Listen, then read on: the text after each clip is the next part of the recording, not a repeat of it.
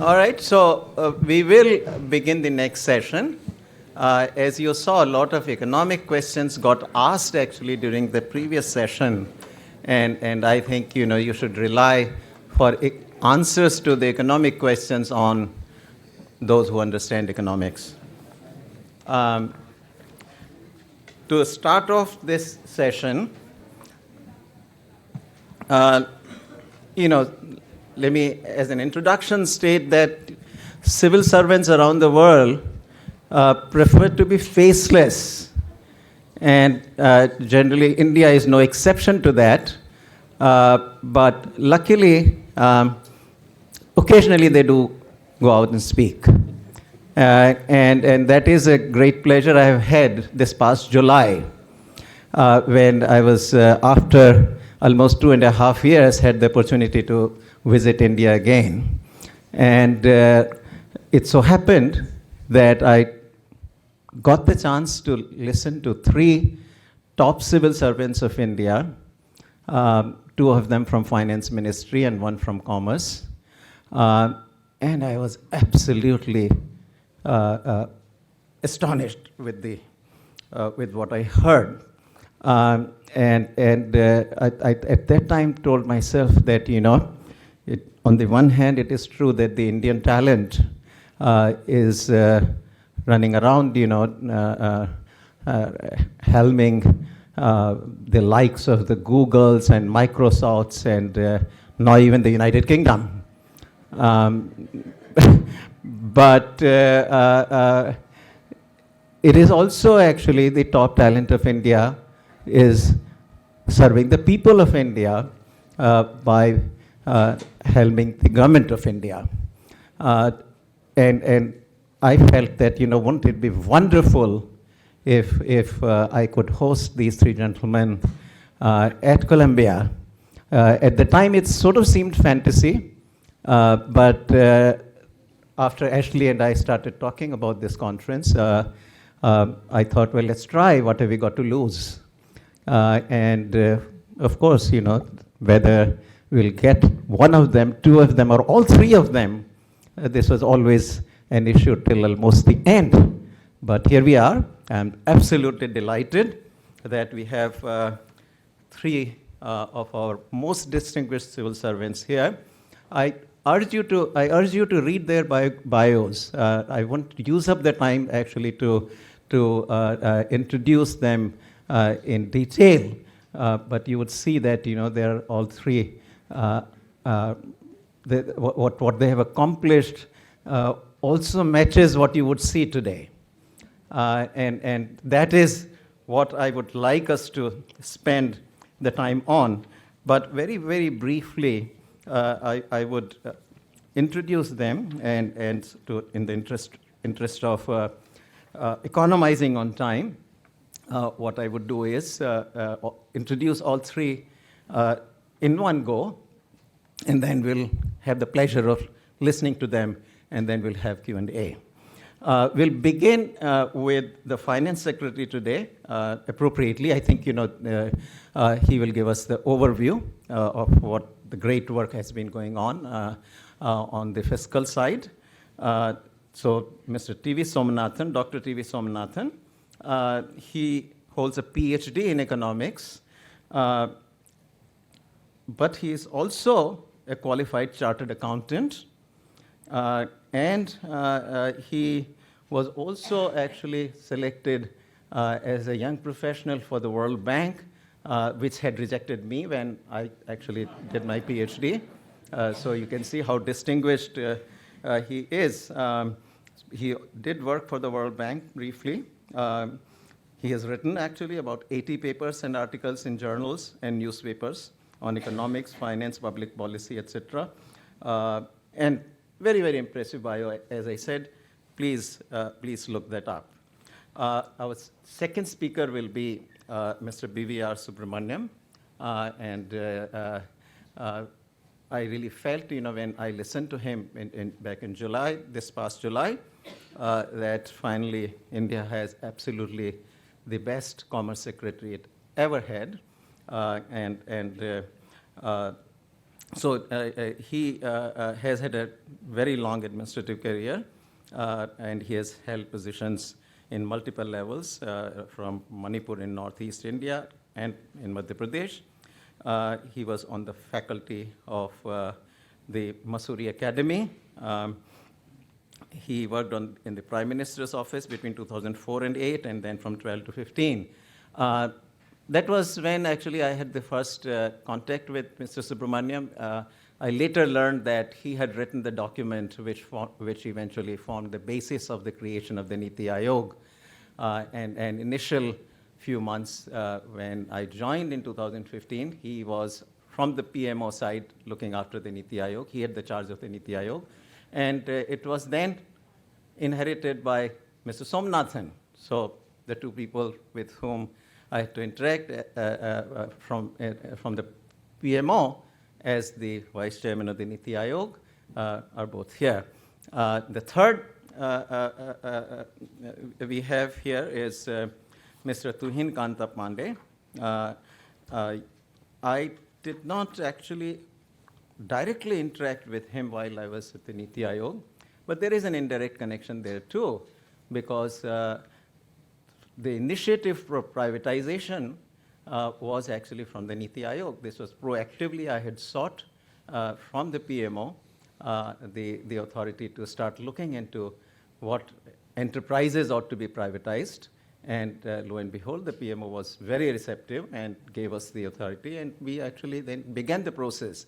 And at least while I was there, several lists of enterprises to be privatized or closed down were approved by the cabinet. Unfortunately, for whatever reasons, privatization didn't actually begin while I was still there, but it has now taken off in a major way under Mr. Tuhin Kanta Pandey. And so here we are. Mr. Tuhin Kanta Pandey has been working as Secretary in the Department of Investment, Public Asset Management, which is what I'm calling the privatization. After joining the Indian Administrative Service in 1987, he has held many important positions in the Government of India and the Government of Odisha, besides serving a stint in the regional office of the United Nations Industrial Development Organization, UNIDO. So we have fantastic set of speakers. We will go in the order I introduced them, and then we'll have a Q&A. So, Mr. Somanathan.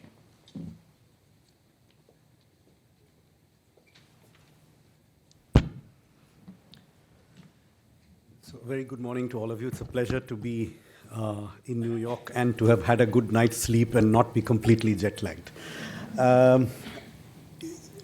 Dr. Panagaria, distinguished guests, my fellow panelists and friends in the room, it's really it's a privilege and an opportunity and a pleasure to be here. It's also a chance to leave our environs, which can be very intense, and to spend a little time not having to answer perpetual housekeeping and emergency calls. So it also provides time for reflection, and I actually took the opportunity of the long flight to prepare my opening remarks. After a session with two spirited politicians on an exciting topic, we now have three faceless, anonymous, non-partisan, non-political civil servants talking about something much less interesting. So I'm trying to make up for that, handicap by standing, so that I can, keep your attention, and if you fall asleep, I can see you. So I'll be speaking about the outlook for the Indian economy as it stands today, 75 years after independence in 1947. I'll start with a backward look at the last 75 years very briefly. It's difficult to generalize about the economy of so large a country over so long a period of time. But I'll still attempt a few generalizations. Like all generalizations, they, of course, will not be entirely correct. So I'll request you to bear with me if some of what I say is exaggerated. The first thing I would say is that India has outperformed many, but not all, of its comparators who started at approximately the same level when they became independent in the 40s, 50s, and 60s. Now, obviously, India has not performed as well as China or South Korea, who approximately started at the same level of per capita income when India began. But it has done better than most parts of Africa, many parts of Latin America and West Asia. And as regards China and South Korea, as a civil servant in in what John Kenneth Galbraith called a functioning anarchy, I can tell you that, I'm acutely conscious of the fact that China is not a democracy and that South Korea was not a democracy for most of its economic takeoff. And India has remained a democracy for the whole of the last 75 years. Now, democracy in and of itself is invaluable, and therefore I think a comparison that tries to make a composite of India's democratic plus economic achievements with certain other countries' economic achievements is a very complex and difficult comparison, and I'm not sure that's a fair comparison when one compares a democracy with a present or past autocracy. But I would say that if you take a composite political economy view, I'm generalizing on what cannot be generalized, but I would say that India has outperformed the majority of its comparators. I would also make a second generalization and say that India has underperformed relative to its own potential. So what it could have done, I think it could have done better than it's done. So the good side of that is that there are now many opportunities for India to do better than it has done in the past.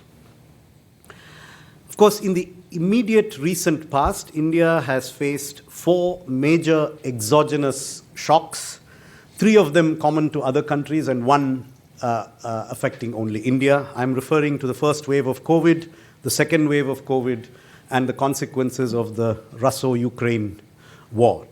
But the one that was unique to India was mentioned in the earlier session, which was the Chinese incursion in India on the border in June 2020.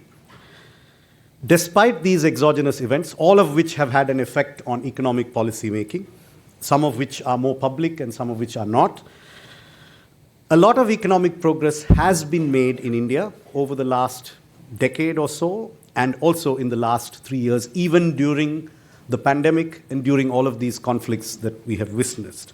So I'll do my best to highlight some of these aspects of India's economic progress. I'll also eventually come to a few challenges. So the first and most widely commented upon aspect of India's recent economic progress is the dramatic increase in the access of the rural population to an array of amenities and facilities. I think this gets a lot of sporadic attention, but I'm not sure it's understood as a composite. So bank accounts, life and accident insurance, toilets, clean cooking fuel, electricity, housing, piped drinking water. These are the things that the government has focused on as a big push towards universal access to these things in every family in India, and particularly with rural families. I know there are some commentators who say, 100% well, it's not really 100%. It's actually 99 in this district and 98 in that and 100 only in these. But whether it's true or not that it's universal, I think no fair-minded person will dispute the fact that the coverage of these amenities, by which ranging from bank accounts to toilets to housing to drinking water, the coverage of these amenities in rural India and among the urban poor has improved dramatically at a pace never witnessed before in independent India. I think this is not something that anyone would dispute. There's also been a lot of progress on social indicators. It's not my area of special expertise, but so I'll just pick one social indicator, which also I think has not perhaps received as much attention as it might deserve. So one of the problematic indicators in India has always been the sex ratio, the number of boys versus girls, and it's been a symbol of gender equality or inequality. Until the 1970s, the sex ratio at birth in India was 105 males per 100 females, which is close to what it is naturally. Abortion was legalized in 1971, and ultrasound became widely available in the early 1980s, after which the sex ratio rose steadily, and at one point you had 111 boys being born for every 100 girls. I'm happy to let you know that partly as a result of the what's called the Beti Bachao, Beti Padhao Andolan, which is the Save the Girl Child movement, and partly because of steps that were taken before that, it has now declined to 108 from 111, and we are and the graph is declining, and we hope to soon reach 105, which is the natural ratio that one sees without human intervention in terms of diagnostics.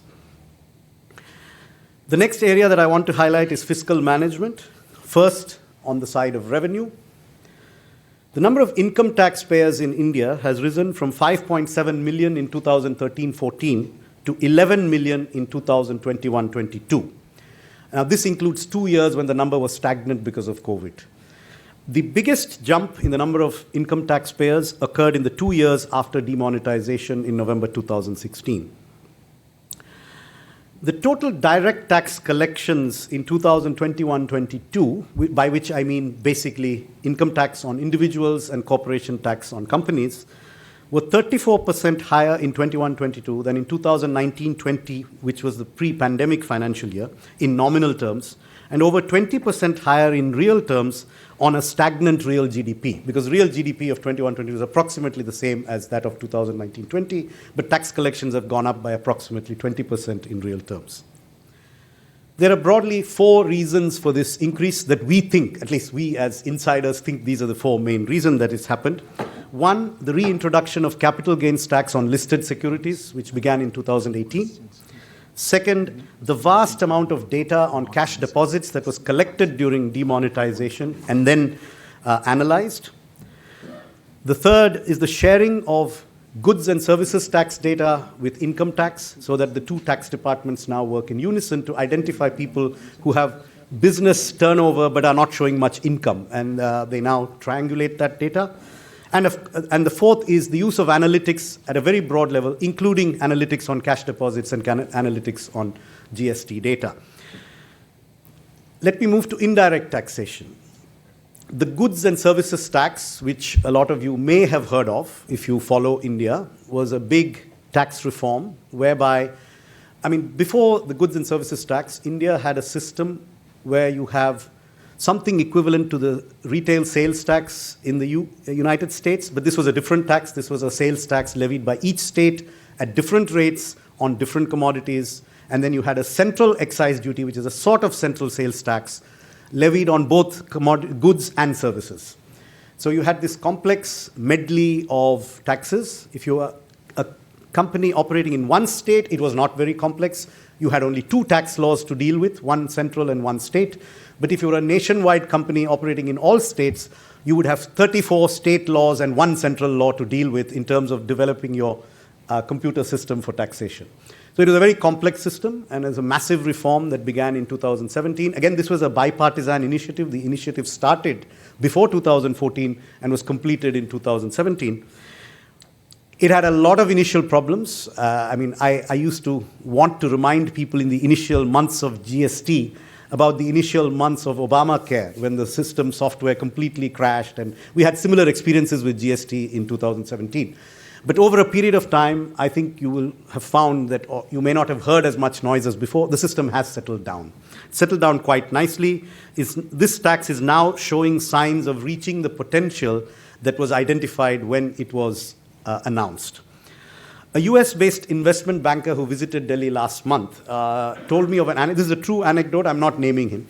He told me of his experience in renovating his house in Kolkata.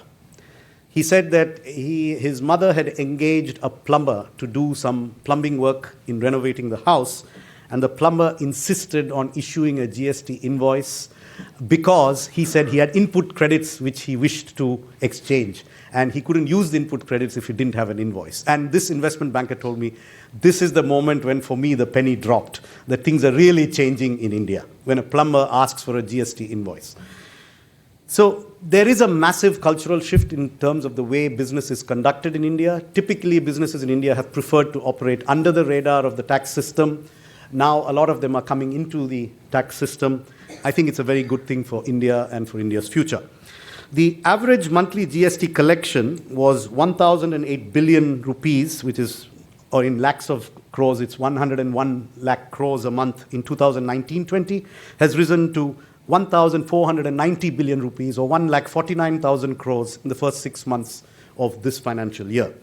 Again, this is on a stagnant real GDP. It's a nearly 50% increase in nominal terms. You can work out the real terms, but it's still very substantial. The main drivers of this improvement have been two. First, a system change where input credit can be taken by the person buying goods and services only if the seller of the goods or services has filed his tax return. So if the seller has not filed the tax return, the buyer can't take credit. So now we rely on the commercial and social pressure of the buyer and seller to make sure the seller files the tax returns. Second, a system of electronic invoicing. This is not something that I think a country like this would look at very favorably at first glance, but it's something that has been practiced in South Korea. If you are above a certain turnover, which is 10 crores, you have to issue your invoices on a central tax server. The issue of the invoice is done with a central invoice number on a central tax server, and the buyer, the seller, and the government see the same invoice with the same data and the same invoice number. So there are no two truths about what was the amount of tax which was charged, paid, credited. And this applies to large taxpayers, but it applies to about 84% of the revenue and about 20% of the taxpayers. So 80% of taxpayers are not part of this system. They issue traditional invoices, electronic, paper, whatever, but about 84% of the revenue is now covered by this electronic invoicing system. There are actually no disputes on whether the invoice was filed or not, what was the amount, because there's only one invoice and it's on a common system. People are free to charge their own prices, but it's on a central system. The amounts cannot be changed. So let me now turn a bit to the other two sides of the central budget, which is expenditure and borrowing. We've increased the transparency of the central budget by ending the practice of off-budget borrowings. This was something that's been practiced for quite a long time in India, and particularly gained pace with the introduction of the Fiscal Responsibility and Budget Management Act, which had ceilings on the fiscal deficit. So this was a means of borrowing by state undertakings, effectively to be repaid by the government of India, but not accounted for as part of the country's fiscal deficit and shown as if it were the borrowing of a public enterprise. We have now stopped that practice and, in fact, repaid most of the borrowings that were taken earlier. Of course, it makes our current fiscal deficit numbers look a little worse than they would otherwise be, but we think this is a good price to pay in the long run. Similar practices in state government, the state governments started copying what perhaps the central government had done.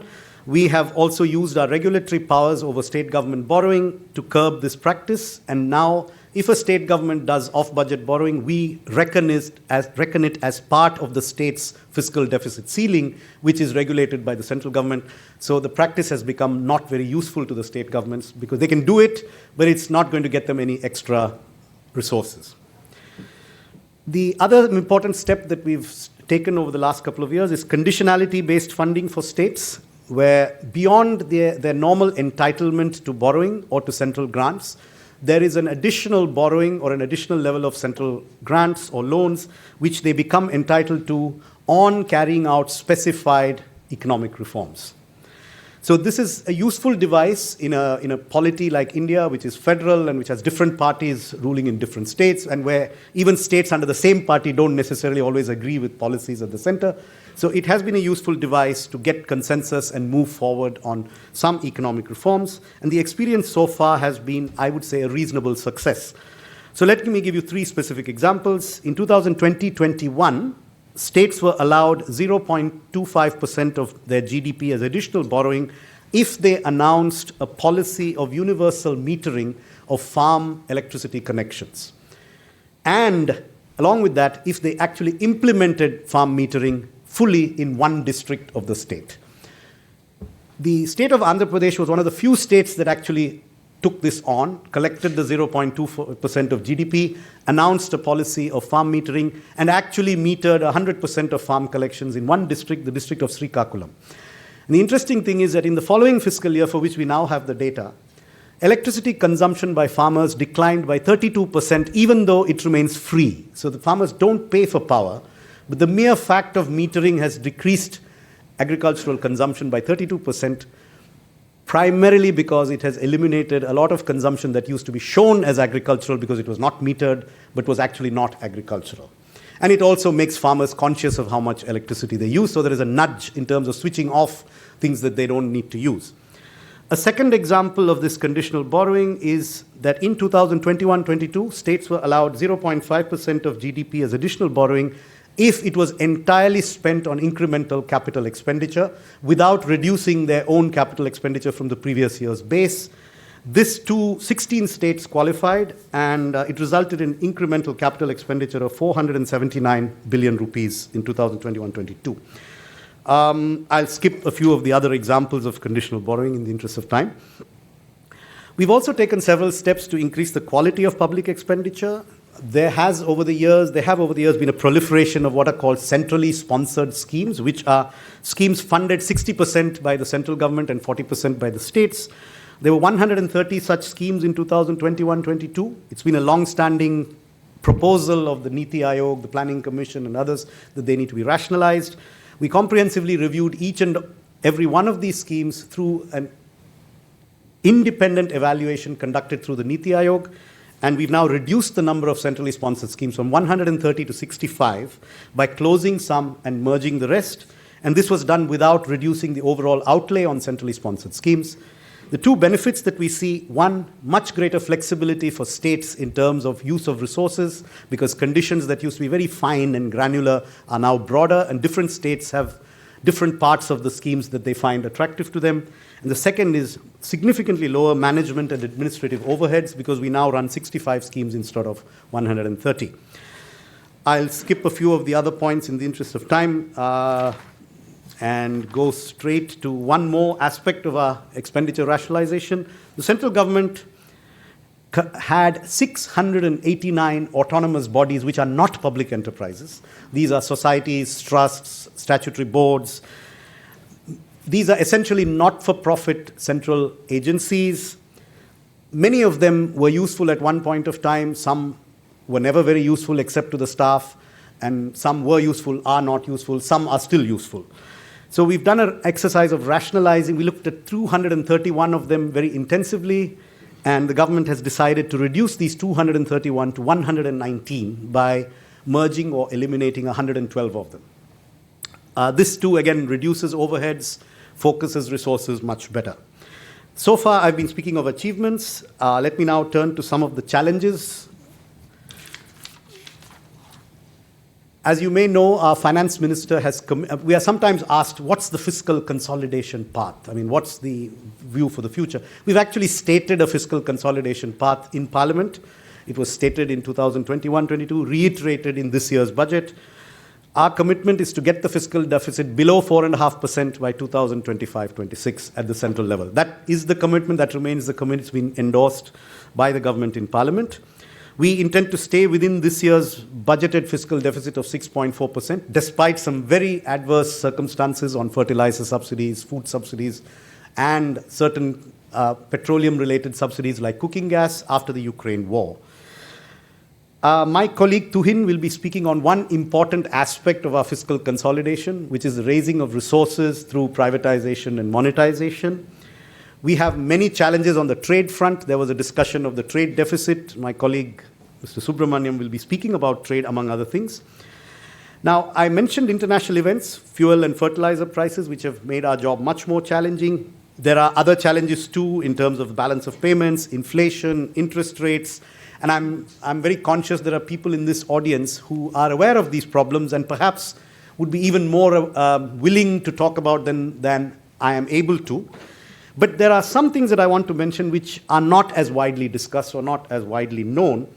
I'll be happy to answer questions on any of these aspects that I've not spoken about, but let me just speak about one challenge which I think has not received a lot of attention, which is the demand for the reversion of government pensions, that is, pensions of government employees, who are very numerous in India, from the existing defined contribution pension scheme to what's called the old pension scheme.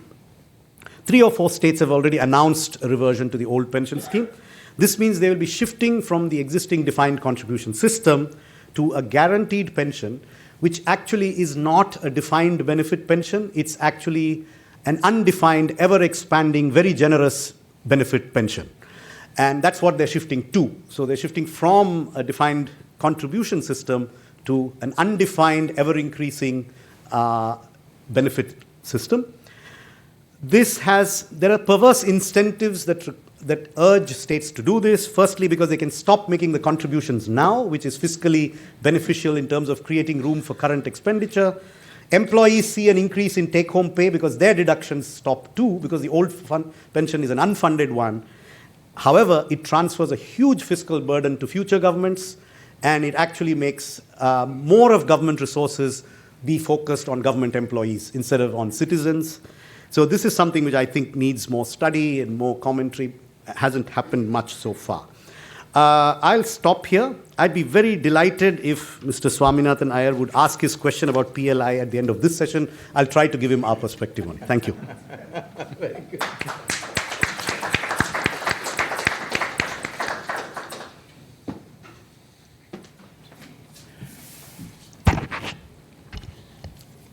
Professor Panagaria, my colleagues, former colleagues in government, distinguished members in the audience. I'm going to speak about whoever is following India's trade policy in the last couple of months or a year or two. They have seen a reset in India's trade policy stance, and I think that's quite apparent to those who follow India closely. So I think I'm going to focus on what has driven that reset and how I see it going forward in this nice conference on India at 75. Before I go ahead, I'd just like to clarify. I'm not an academic, I'm not an expert. I'm a classic bureaucrat, a jack of all trades, who knows nothing much about anything in particular. I mean, if you see my background, barring the last year and a half I've spent in commerce, I've done nothing in commerce. And what do I bring to the trade? I bring a set of tools which a bureaucrat brings, and a set of skills, and which we try to use in a very optimal manner. What do I bring? I mean, a decent bureaucrat, and why I'm referring to this is because I've spent some time, 5 years actually, training new inductees into the civil service. So it's important to understand why bureaucracy has been very good in India and why it has actually delivered over decades. And I think that's something very important. I mean, and I'm giving myself as an example because there are tons of people like me all around. A good bureaucrat knows his country, knows his people, people who have very deep roots in the past of a very ancient country. And a bureaucrat understands the socio-cultural context in which decisions are taken and decisions have to be rolled out. A decent bureaucrat actually brings a slightly better, and that's where their strengths are, knowledge of how governments work, the processes, the drivers that actually make governments function the way they function. And a very good bureaucrat is somebody who can actually match the two. There is knowledge about society, people, and knowledge about government systems and drivers to actually navigate and drive change, sell change, all for the good of the country, to make India a better place, keeping in mind what's happening globally, so that India actually takes its own position as a nice, prosperous, happy country, along with all the others in the community of nations. Most importantly, I'm a student. And it's nice to be at conferences like this, when you hear wiser people, draw your own conclusions. As Somanathan said, step back, reflect, because when you see things from a distance, the noise goes away and you see the broader trends. And I think that's what's very important. You don't miss the wood for the trees. I'd like to focus largely on trade policy, and I'll just lay out what I'm going to talk. The country is currently working on a vision for India at 100. So I'll give a brief snapshot of what that vision looks like. What are the global trends which are going to affect whether that vision will be achieved or what needs to be done to achieve that vision? A snapshot of where we were, say, a couple of years ago, and what has led to a change in thinking in India on the trade front, and then what measures have been taken in the recent past, and the challenges, as Somanathan said, in the future. I thought Somanathan would speak a bit on the vision in terms of economy because he's giving the larger picture, but I'll just tell you, the government and the people are working on a vision for 2047. We're looking at a country which will go from $3 trillion to $30 trillion in size. a country whose manufacturing will go from about 400 billion to about $6 trillion. That's about 10% of the world manufacturing at that point in time. We're looking at a country whose services sector will go from 1.5 trillion to 19 trillion. These are mind-boggling numbers. We are looking at a country whose per capita income goes from $2,000, $2,200 to about $20,000. It's certainly in the upper middle income category at that point. And we're looking at a country whose trade will grow from about $700 billion today to something in the range of $8 trillion, which is going to be roughly about 10% of world trade at that point in time. Why this vision is important is not only are the numbers huge and shockingly large, it also tells us what needs to be done to go somewhere near that. And I think that's what drives a lot of thinking in government and how policy is made. And the last and most important thing, the country has reached a turning point as far as population is concerned. It's a country which has about 1.4 billion people. I think it's now going to stabilize at about 1.6 billion population because we have crossed that total fertility rate of 2.1. So I think that the momentum is going to take us and we're going to stabilize there. But that still leaves us with one big plus. For a very long time to come, at least 2.5 decades, India is going to be the provider of the largest number of working age population in the world. More than 50% of the incremental working age people are going to be in India, and that is going to be a big, big driver of Indian economy. Coming to trade, what are the global trends which are actually to be kept in mind to achieve this vision, be it for the whole economy or trade as such? The earlier speakers actually spoke a bit in the previous panel about what's happening in terms of shifting geopolitics. We know what's happening in Ukraine. We are seeing what's happening in China, not just vis-a-vis India, but what's happening in Asia as a whole, a hardening of positions, and how it's actually changing mindsets vis-a-vis China. You've seen what COVID has done, and China's own response to COVID, and the world's second biggest economy is probably going to be a drag on the world economy for a while. How countries are actually resetting their supply chains and sourcing of products from China. Almost every company has now a China plus one strategy. And I think that signals are very, very strong. Countries want to, and people call it onshoring, offshoring, nearshoring, whatever. But there is a reset. And I think that's an important point that's going to influence what's the direction in which policy has to move as far as trade is concerned.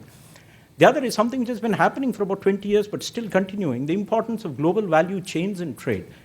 2/3, 70% of world trade actually happens within global value chains. It's no longer about, the old Ricardian thing, you make something, I sell it to you, and you make something, and I sell it.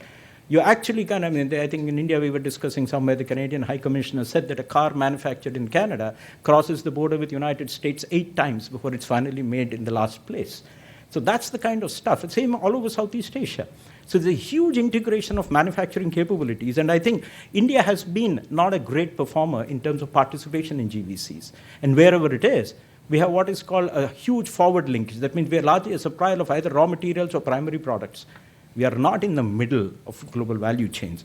I think that's something to keep in mind. Climate and climate change is both a threat, but it's an opportunity, I think, which India can capitalize on as far as trade is concerned.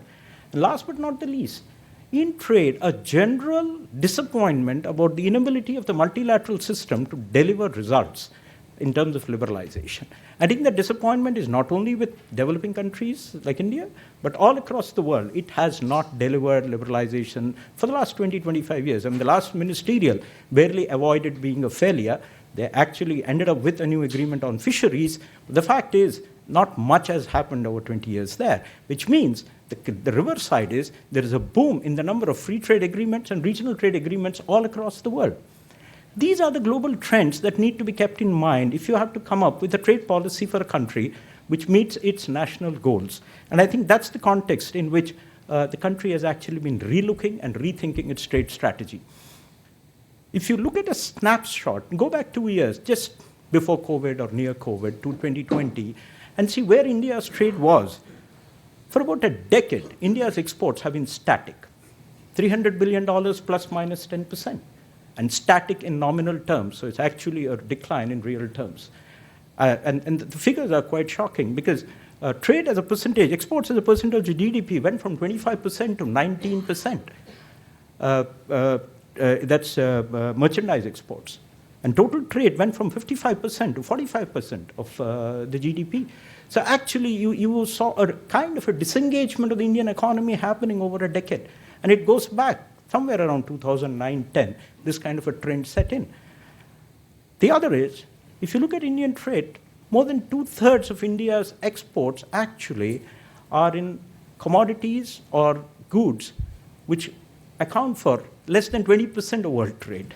So you actually produce and sell the wrong set of stuff where the upside is going to be very, very low. So there has to be a reset in the way what you make and what you sell. And even in services, about which India is very, very gung-ho, mind you, 3/4 of India's exports are actually only in two categories in services, which is either IT or business services, which is another code word for IT.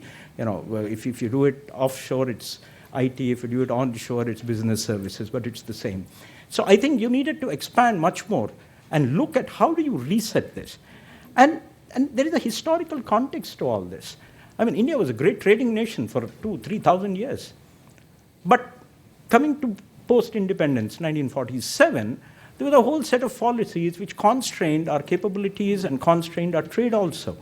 You had this ISI policy, the import substitution policy, you had the small-scale industries, reservation policy.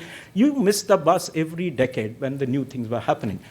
When the whole world was going for scale, India was avoiding scale. When the whole world was actually trying to integrate, India was going for high tariffs and growth behind high tariff walls. And I think 1991 was a bit of a turning point. We liberalized, the industrial licensing policy was abolished, the WTO helped, the external sector was liberalized, and I think the benefits are there, and one of the strengths, and that's something which the earlier speakers in the earlier panel said, there's been stability, not just in foreign policy, but in economic policy over 30 years. What's been done since then has never been unwound by anybody in any dramatic way. It's probably not as fast as it could have been, but it's incremental and it's going in one direction, which is good. But this trade being, exports being static, led to a lot of concern. Maybe the country became a bit defensive because a lot of the experience with FTAs which India signed in the past were not too good. We have FTAs with the ASEAN, individual countries, and as a group, we have with Japan, we have with South Korea. They don't seem to have had the kind of impact they should have had. So I think India kind of pulled back and started relooking at all of that. And it's very easy in this kind of a context to actually start raising tariffs. So actually, if you look at Indian tariff data, there's been a creeping increase in tariffs over the last 6-7 years. And it's more because of a reaction that, look, if exports are not rising, the other way is to actually you start constricting imports, and it's an easy way out. And it's also a realization that export incentives were not working. And my colleague, Expenditure Secretary, is witness to that. We had export incentives which were going at about 10,000 crores. We went up to 40,000 crores over 5 years with not a dollar increase in exports. So where were these incentives going? Which basically meant they were not targeted well, or maybe they were not needed at all. So all these things led to a gradual rethink in government that are things working. And so what is it? I mean, if you look at what are the 4-5 things which led to the rethink. A, exports are not growing. Big worry. The import side is obviously growing. It's not getting financed. We ran in the last 6-7 years into a very benign energy price situation. But that was not going to continue forever, and it's not going to have cheap oil for a long time. There's also a gradual realization over the last 3-4 years that high import tariffs end up actually penalizing exports.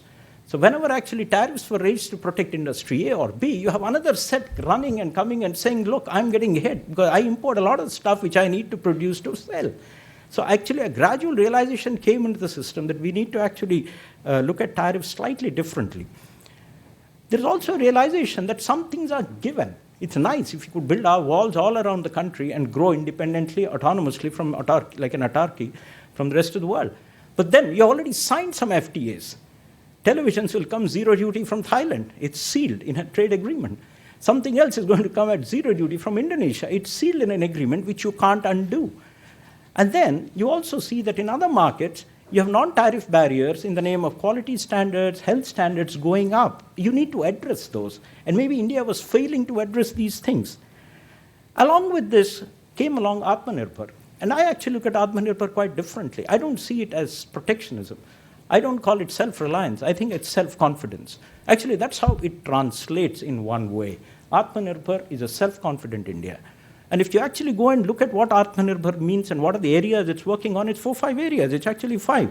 There's an economic area, there's an infrastructure area, there's a demography area, there is a demand area, and a government systems area on which Atmanirbhar is working. It's actually improving the country's capabilities to actually engage with the world with confidence.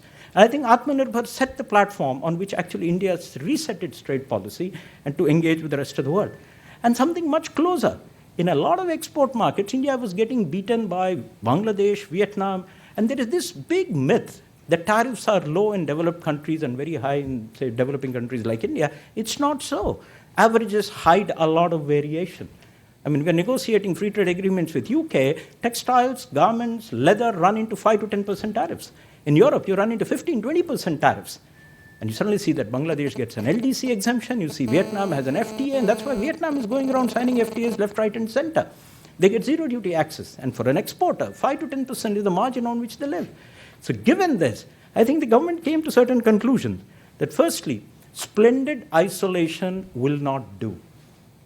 I mean, India is probably the only large economy in the world which is not part of any major regional trading arrangement. And it couldn't continue forever like that. I mean, there was RCEP, we walked out of RCEP, there were valid reasons for walking out of RCEP, but that had to be substituted with something. I think that was important. 2, the current approaches, be it incentives, the way we are protecting, is not working. The third is a realization, and I think it's a gradual realization that has come in, that exports are an important engine of growth. I think T.N. Nayanan wrote somewhere in the 4 engines of growth: government demand, investment demand, consumption demand, and external demand. Exports are a good source of external demand, and you need to get that engine going. It also helps improve quality, technology, all that thing happens. You raise domestic standards, you raise international acceptance of Indian products. So I think there are beneficial side effects. And there was also a look at things strategically about diversifying. We heard that from the earlier speakers in the panel about diversifying India's sources as well as markets. India's dependence on China on a large number of raw material and intermediate products is quite high. So I just want to answer that question now. You can't switch off from China overnight. No country can. A country which accounts for so much of global manufacturing capacity cannot be walled in. You need to disengage, but it will take time. And I think, Europe is realizing that with gas from Russia. It's not going to happen overnight. So I think it's the same with a lot of stuff. So I think that's one of the things we learned. And also this realization that we need to be in global value chains if you have to have a significant share in global trade. And a last thing about FDI. A lot of FDI, manufacturing FDI that's coming into India is on FDI for domestic markets, not for trade. So you need to actually engage more in trade if you have to induce FDI, which is focused on trade. So I think largely this is what has led to a reset in our trade policy approach. So what have we done? And I'll quickly recite. A, you can see a flurry of activity on FTAs. And that flurry has led to, we have an FTA with UAE, which was done in 88 days. India is known to be a laggard. Negotiating with India is a horror. You go to USTR and they'll say, ooh, okay. they were very happy, I can say, without being quoted, that India didn't sign on to the trade part of the US, IPEF, Indo-Pacific Economic Framework, saying that, wow, if India is out of it, it's easier for all of us to agree. But that's the reputation. But we are changing that reputation, right? 88 days, you have an agreement with the UAE, we have an FTA with Australia, the first developed economy which we have done with. We're on the verge of actually signing one with the UK. It's just that, there have been too many changes, 3 prime ministers, 2 monarchs, 3 chancellors. So it's going to take a while. But the fact is that when the 2 prime ministers have a phone call, the previous one and the current one, the first item they're talking about is let's conclude the FTA fast, shows that how much it has risen in everybody's importance, particularly from an Indian point of view.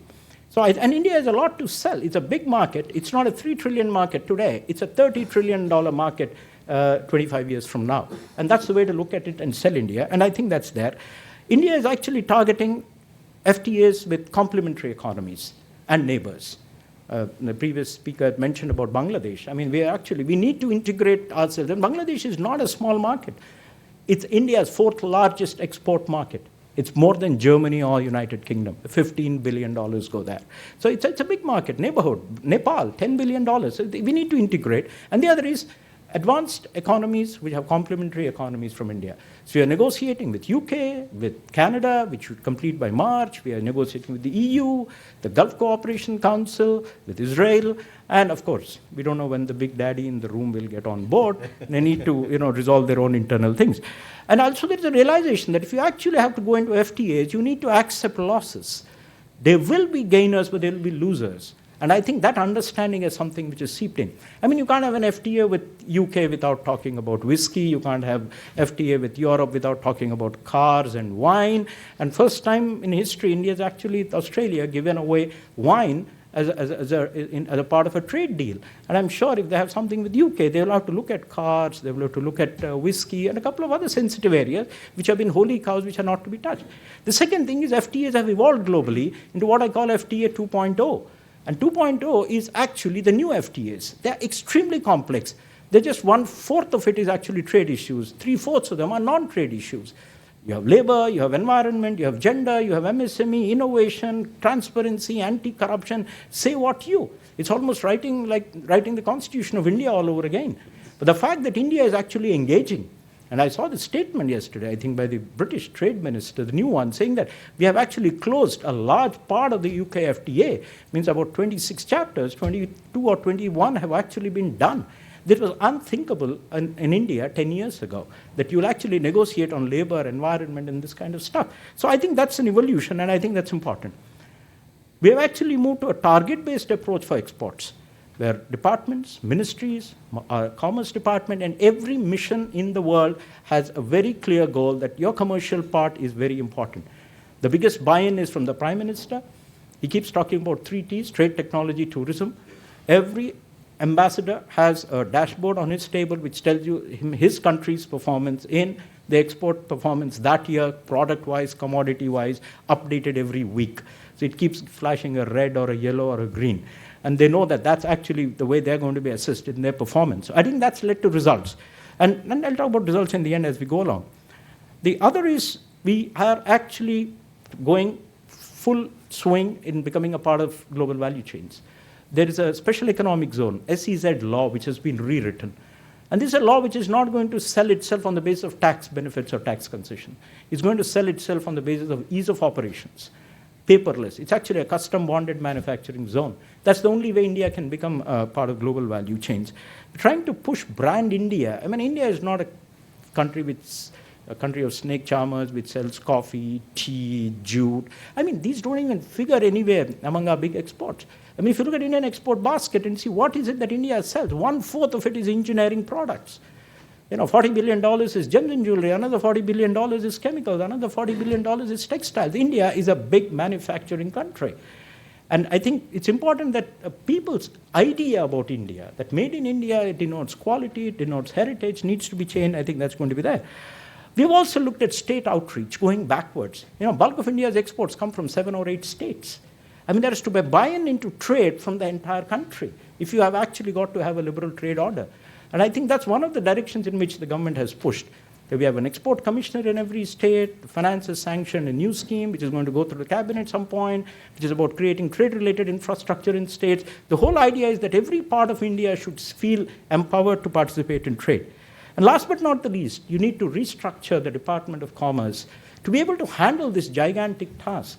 Old ways of working, old structures, old methodologies are not going to deliver. Going for a $700 billion exports to about $2 trillion in about 5 years' time, going to $9 trillion in about 20 years' time, is not going to happen. So huge restructuring, capacity building exercise has been going on. I mean, when you negotiate an FTA with UK, I have 5 people full-time. The UK has 200 people full-time. Obviously, it's not going to be easy. We're slow.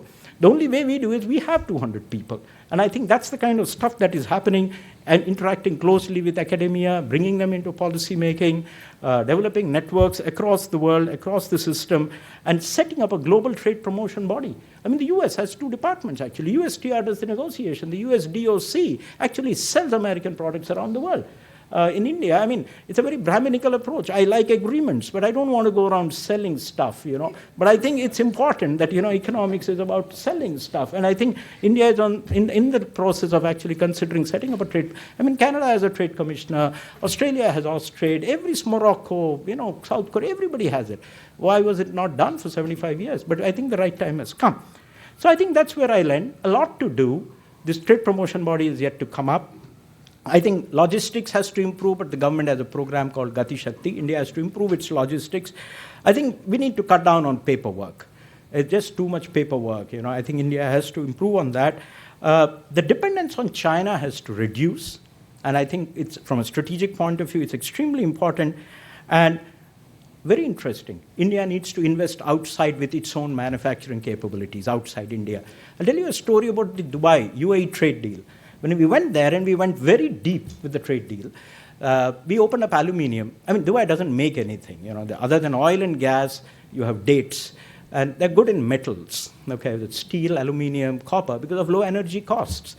And then we wanted to open up aluminium and other stuff. So we called the manufacturers for stakeholder consultation. And they said, oh, no problem, just go ahead, give them zero. I said, are you not worried? He said, no, we'll set up a factory in Dubai. I said, how are you going to benefit? Oh, no, it's Indian capital. The managers are going to be Indians. The workers are going to be Indians. The aluminium is going to be sold in India.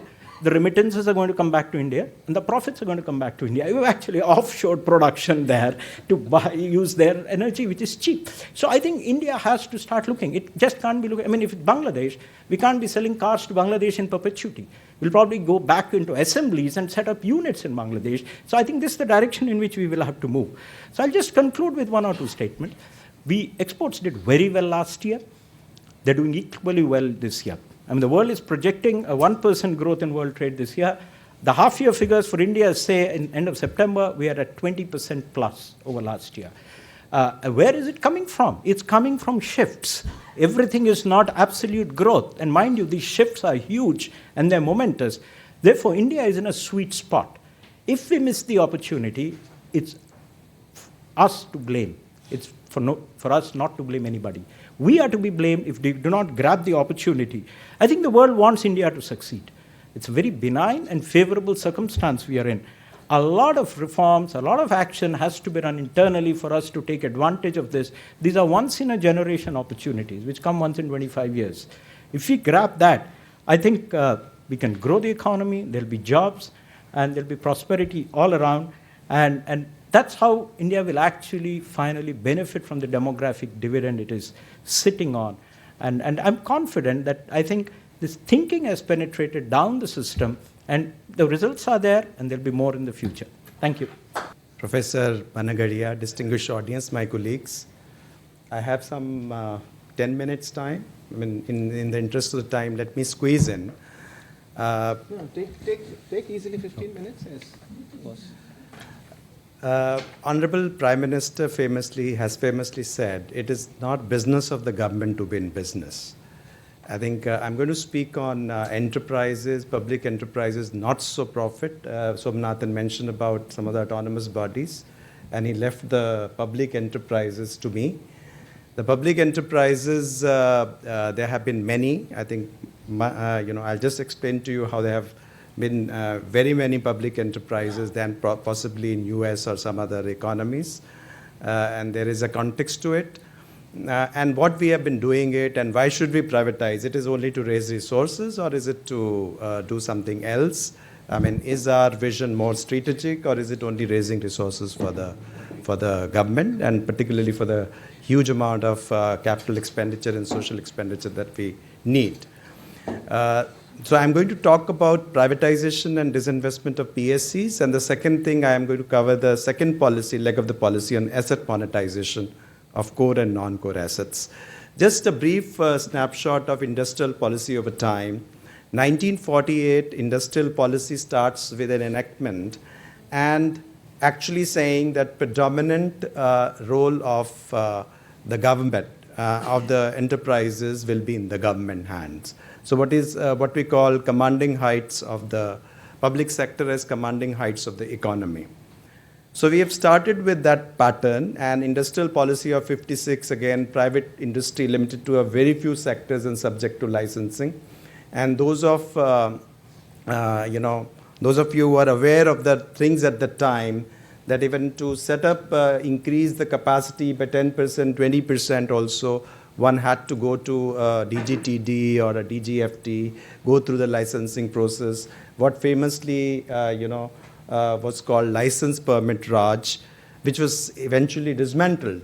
But I think by the time a lot of damage had been done, one can arguably say in that context it was right to actually set up because of capital was scarce, but that capital was also required for health and education at the time, which the Koreans were doing, and we didn't. And I think we got enamored to build up our own capital at the time, not really leaving it to huge amount of enterprise that India already had. And possibly we actually eventually it led to relatively low growth for India for a long, long time. And industrial policies 73, 77, 80, and there was a phase of nationalization. In fact, now, as I said, that when we're talking of privatization, it's a law of karma taking place. What we eventually nationalize, we are now denationalizing, even passing through laws, and subsequently, bringing it back to those owners from whom the enterprises were actually taken away. That, Air India is an example. I'll come to that. In fact, 91 reforms are very significant, but they omitted, to some extent, the organizational restructuring that was needed for the for-profit public enterprises. It was more, to deal with industrial licensing issues, import substitution policy, foreign exchange policy, freedom to invest, and so on. But they were less to do with actually internal change. As you can say, 91 to 99, there were only minority shareholding of 30 CPSCs, which were sold to selected financial institutions. That was not really a major reform. That was basically trying to garner some resources for the budget. There was only significant point was strategic disinvestment of CPSCs started with Maruti Udyog, and those of you who are aware, it was an Indian small car that came in initially. It was a hugely successful one. And subsequently, after privatization, Maruti is a tremendous success story, continues to actually rule Indian market in India with the auto industry, despite the fact that it is competing with the rest of the companies as well.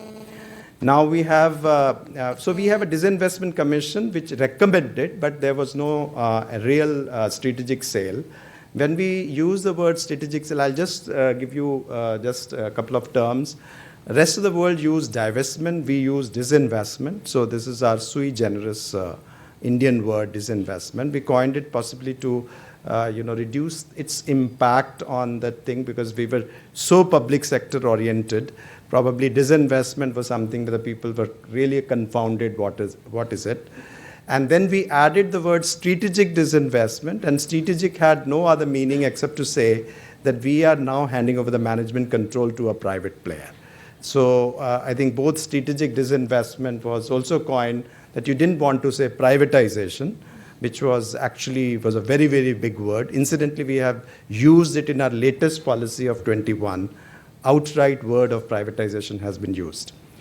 99 to 2004, that was I think we have to speak, lots and lots of reforms happened during 99 to 2004. This is a period of the NDA government where you had this policy where 3 sectors were defined and strategic, where they said, okay, we'll continue to have public enterprises, but rest we will bring it down to 26%. And there was also an issue of, let's close down the CPSCs, which cannot be revived. Incidentally, during this 99 to 2004 period, there were 30 enterprises which were privatized. And some of those privatized entities, I'll come to that, have really become huge entities. In fact, they have become world-class companies in the meanwhile. So that's a success story of something which happened. But these were real privatization, the private control actually of the enterprises going into private hands. 2004 to 2014, I think that was the UPA government, 2 successive periods. And I think that was a minority government. There was a common minimum program with communists there. There was a a rider that the enterprises cannot be privatized. So therefore, despite the fact that 91 reforms actually we should have logically taken to that conclusion, but they were halted and they were only minority stake sale in the market, which means basically trying to list some of these companies in the market and sell some of the shares to the public.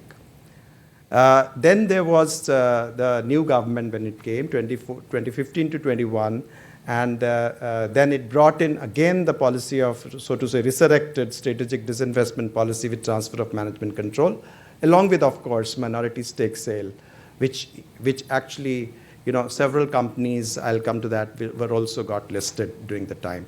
And 2021, in fact, during the COVID period time, a major reform was announced in terms of new PSC policy, where we have a privatization as a focus.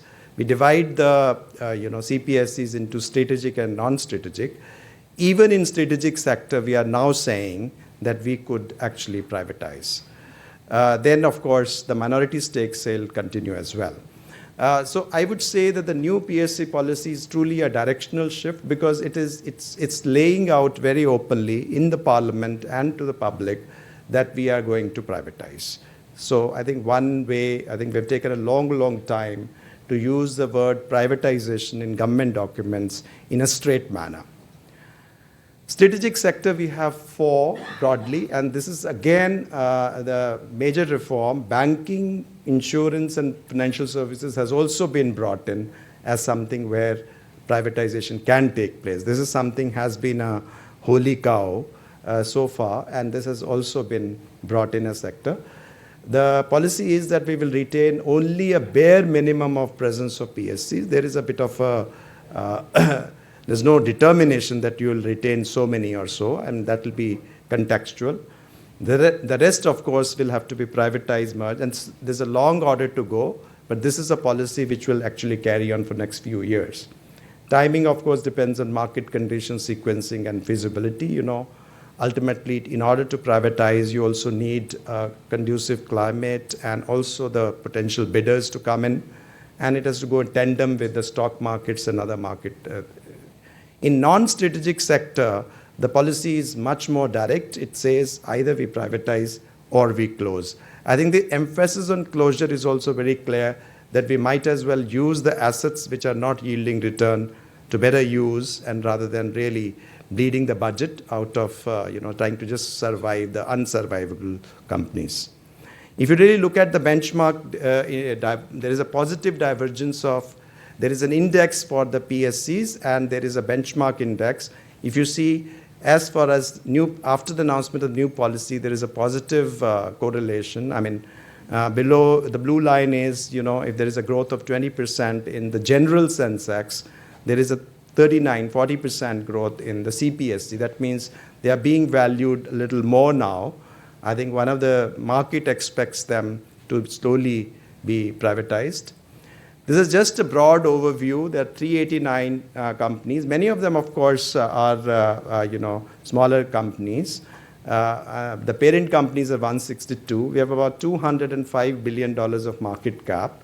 554 of the companies are listed. Some of the big names in energy sector, in transportation, in oil sector, in power. And of course, we have got public sector banks and public sector insurance companies, 12 banks, which are still in the government hands, and 7 companies in insurance. And we have got listed of them, many of them are listed and with $177 billion market cap. This is just a brief snapshot of what we have done since 2014. We have raised about 4 trillion Indian rupees, which amounts to about $54 billion, and given to the budget. And it has come out from different ways, and these are all different modes of disinvestment. There is IPO is listing, and ETF is a exchange-traded funds. OFS is offer for sale, which means release of equity over a period of time. Strategic is what we call privatization and passing of control, and others. These are since 2017, we have listed 17 companies, and the last one was a big one, the LIC IPO, which happened with $50 billion of market cap now and $2.7 billion raised. In the month of May 22, this is so far in 22 is the largest IPO anywhere in the world in any of the exchanges. And so this was also done, post-COVID and post-Ukraine, when I think some of our foreign and Indian bankers have really put their hands up, saying that this IPO can't be done. We went through it. The IPO was actually lifted largely domestically. This was an example of Atmanirbhar Bharat. $2.7 billion raised, 7 million retail investors came in, because in Indian bourses, retail investors can directly participate in the IPO. And I will give you a little bit story on this. On the Indian stock market, those of you who are either investing in Indian stock markets or are interested, the markets are shaping up in a very, very positive way. We have a demographic trend which is going on. The new generation is extremely, sort of adept and, going to the stock markets. We have got world-class apps. I can right away, I can just, invest, and I can sell my shares in a matter of a minute here sitting over from here. And that's the kind of infrastructure, stock market infrastructure India has built. It is end-to-end. It doesn't need really, I just need a bank account which is linked to a UPI, which is linked to my broker account, which is linked to the stock market. I just have to put up a trade and that gets settled. SEBI, we have got a world-class regulator which is actually regulating the market, and we have FPIs and so on, which enter all the time. They have India funds. Most of the bankers, they have got India funds dedicated. They have India teams, which are constantly, we're part of, emerging market thing, and, slowly, that's building up, whether from, you invest from Singapore or in IFSC in Gujarat. Now we have got an offshore where also there's several possibilities exist for the people to put up their things in international finance service centers in Gandhinagar. Coming to privatization, we have a process which has been, fairly tested, and it's a robust, transparent framework. Just let me caution you that the privatization is not really such a very, very enamored thing, and it's not really. It's a highly contentious topic, and people agitate about it. Public sector employees union are typically opposed to it. And our courts, as you know, are common. Under the common law, they can entertain any of these things so far as a public sector, as in the writ petitions. So we have to constantly defend these systems in the court, but we have put up a process which is absolutely world-class in terms of, giving the bidders a level playing field. We do road shows to facilitate, feedback from the investors, and the due diligence process, the virtual data room, and some of the deals that we have done during the COVID time, when even physical travel was actually not possible. So that only shows that, we have fairly advanced now in putting up a process where bidders can participate. I'll bring to your attention two recent privatization cases. One was a case of Air India, which we have been talking about for a long time, and for a $2.4 billion. This was a complete privatization, handing over management control to Tata Sons, a company which actually managed Air India before it was nationalized. Steel sector, there is a $1.61 billion. There's a factory which is there. Both these have actually not really something where tremendous amount of money has come to the budget. In case of Air India, the bleeding of budget has stopped. Not that what we got a big amount of money. In Nilachal case, the company was actually closed for 2 years, and the workers had not been paid. And now, not that everyone has been paid, the banker has been paid, the promoters have exited. We have, in both the cases, we have actually opened a huge possibilities of investments. And that is why when we say disinvestment is a same side of investment. While we disinvest from the government, there is somebody who is investing from the private sector. And everything remains in the economy. The asset remains in the economy. So therefore, nothing goes out from the economy. Only thing is you are potentially increasing the higher economic activity, creating jobs, innovation, private capital. You're giving the chance of increasing the productivity. So I would, we have been actually trying to change the narrative in India, is that privatization is not really handing over something. It's like, we are creating more jobs, we are creating more investments, we are creating productivity. And that is the story I think has to go out. And that will go out if we are able to repeatedly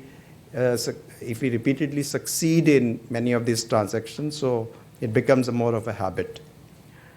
Learnings from privatization is said, we have enabling private sector investment.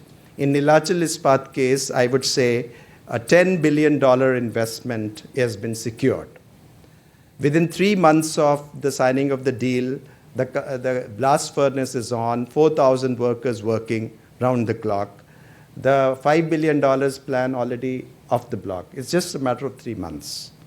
There's a kind of a potential for the last 10 years was actually missing, just because, some blokes were managing it very, very inefficiently in the public sector. So there was a national loss. In case of Air India, they've announced big plans for investments to several billions of dollars, buying new planes, rehiring has started.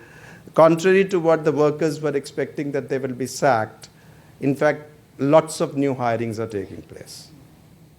And it's a matter of months. We handed over in January, things are taking shape right away. In the approach, we have done a well-knit committee process, so we have done very collegial. Subrahmanyam is here, he was Commerce Secretary. Jointly we have done this NINL, because we do it together, because it was reporting to him, this company was reporting to him.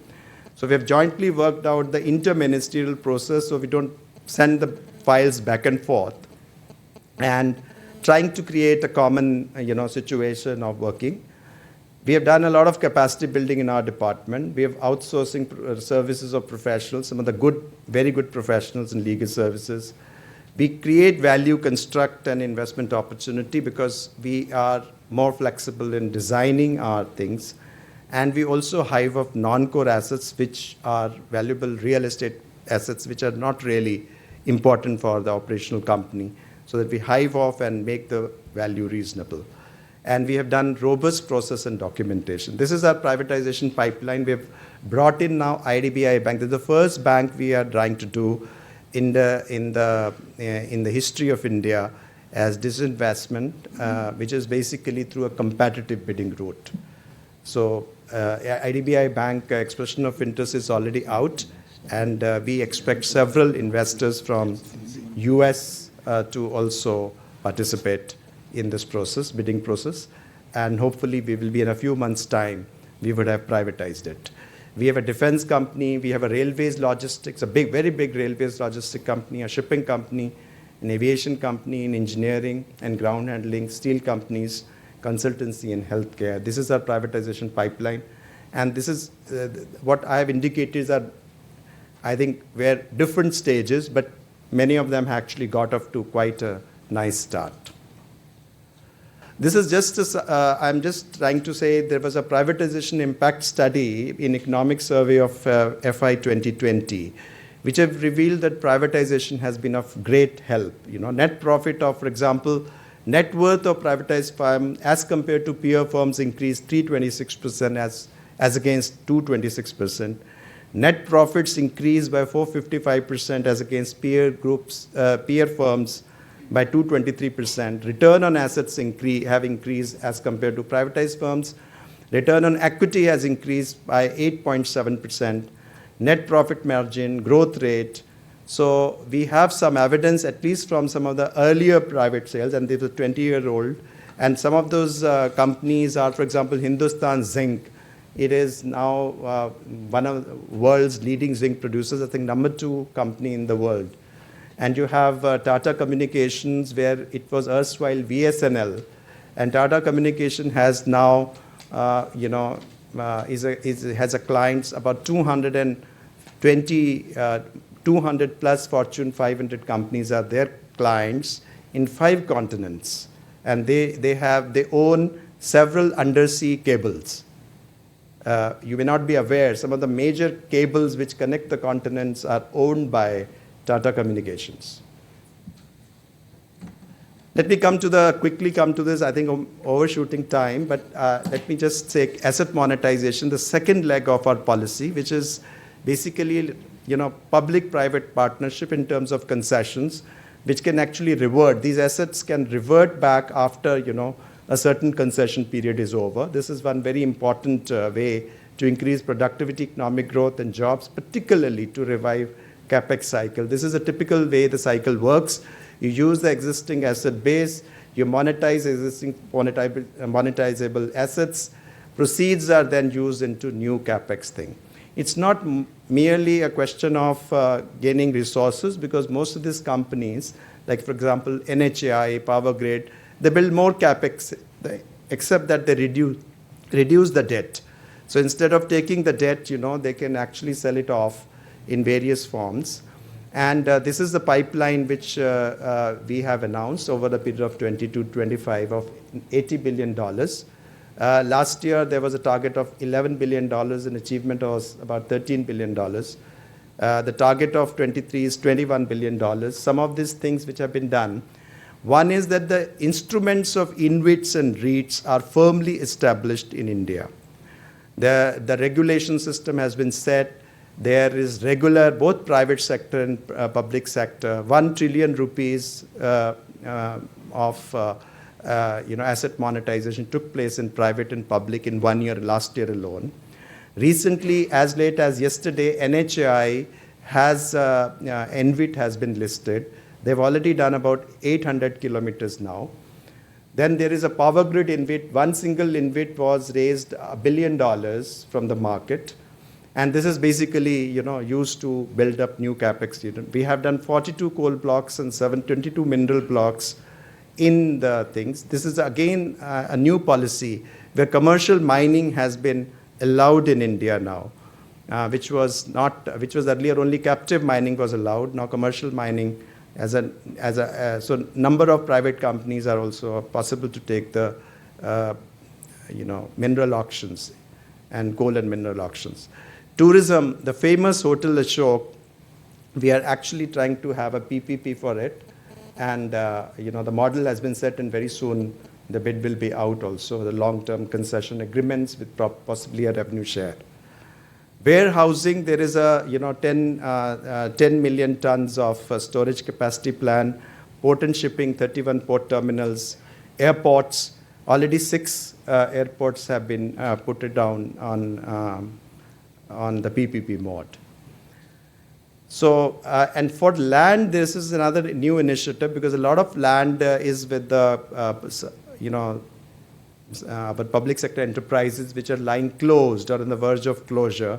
And, that can be possibly monetized in order to use that surplus land, both for urban renewal, as well as, for example, in case of BEML, which we are disinvesting, we have identified 125 acres of land in Bengaluru, which can now, which has been hived off as a separate company, which can be now monetized through structured arrangements, either through, direct auctions or through developer models. And for that, we have also, created a new corporation, which is National Land Monetization Corporation, in order to spur, because I think capacity is lacking still, and we have to create a new instrument to see that about 8,000 acres of land is readily available to be monetized. And that can raise several billions of dollars. Plus, it can again put those idle assets to use. So that's all I have to say. Thank you for your patience.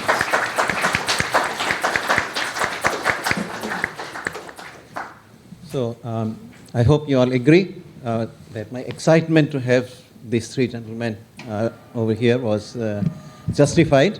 We are a little bit running late, so we'll at least do 15 minutes of questions from the audience. I will not do any direct Q&A. So, okay. Particularly, I want to encourage our students. So, first, any students who want to ask questions? Yes, stand up. We'll get the. Thank you. So I'm a graduate student at Columbia SIPA. I'm studying public policy, and my question is for Mr. Subrahmanyam. There has been and continues to be a huge exodus of young professionals and students from India to other advanced countries in search of better employment and educational opportunities. And it seems like there's almost a desperation among youth to leave India, despite the somewhat optimistic picture that you painted in your remarks. What can India do to prevent this loss of valuable talent? Okay, so we'll take 3. So let's take 2 more. Students, get up.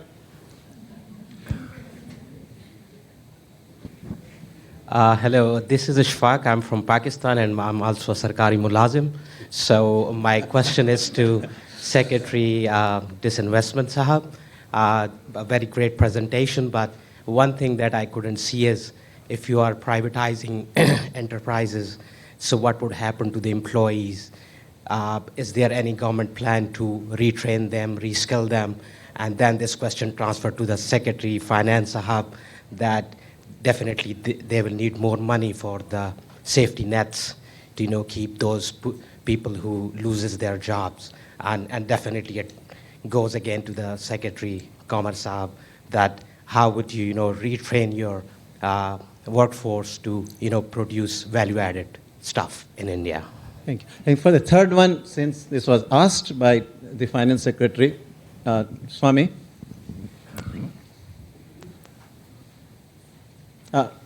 Sorry, this way. Yes, so it's Mr. Somanathan has obliged me to ask the question. I must do it, and I'll elaborate a little. As I said, I was worried about something like the PLI saying on such a large, instead of just picking 1 or 2 winners, you are picking already 14 winners. You are creating politically a situation where there will be more and more demand from more and more sectors and more states. And people will say, why have you not got me a PLI? Why have you not, you're creating a political competition. Now, Mr. Somanathan says that formally speaking. Mr. Somanathan will say what he wants to say. Okay. Okay, he'll say what he says. As I understand, the PLI is 197,000 crores over 7 years. That is a modest sum of money. It's not very much. Even if a significant part of it gets wasted, it's not a very large waste. However, at the same time, over and above the PLI, there is a very substantial amount of import duties, up to 40% in many cases, which adds to the thing. Not only that, in the case of something like the silicon fabs and display glass, 50% subsidy was announced. Now on this, one single proposal of Vedanta Foxconn, $20 billion. Will you give them a 50%? One single company is going to get $10 billion. And if we say we're going to have another 5 or 6 fabs, if you see the sums that then get allotted on this, it will be more than the entire Narega allocation. That's what I wrote about. I said, what are these enormous sums of money being given out? Raghuram Rajan has argued cogently, why don't you just import these damn things? There is very little real value in putting up the basic silicon fabs. Why don't you, it's like importing copper ore and converting it into copper things. So, why are you spending so much money on capital intensive things when capital is not our strong point? If our strong point is design, you import the stuff, you design it, build on it, that's where the real jobs are, that's where the real thing is. Okay. So, great, we have 1 each. I'll just answer the question on the exodus. I don't think it's a matter of worry, and there is no desperation for Indians to get out of India. There are 2 parts to it. There's a positive and there's a negative. The negative part is, I think there is a shortage of high-quality education supply in India. I think what you see as exodus is not a desperation to get out of India, but actually to get better quality education. Actually, one of India's biggest imports in services is actually education.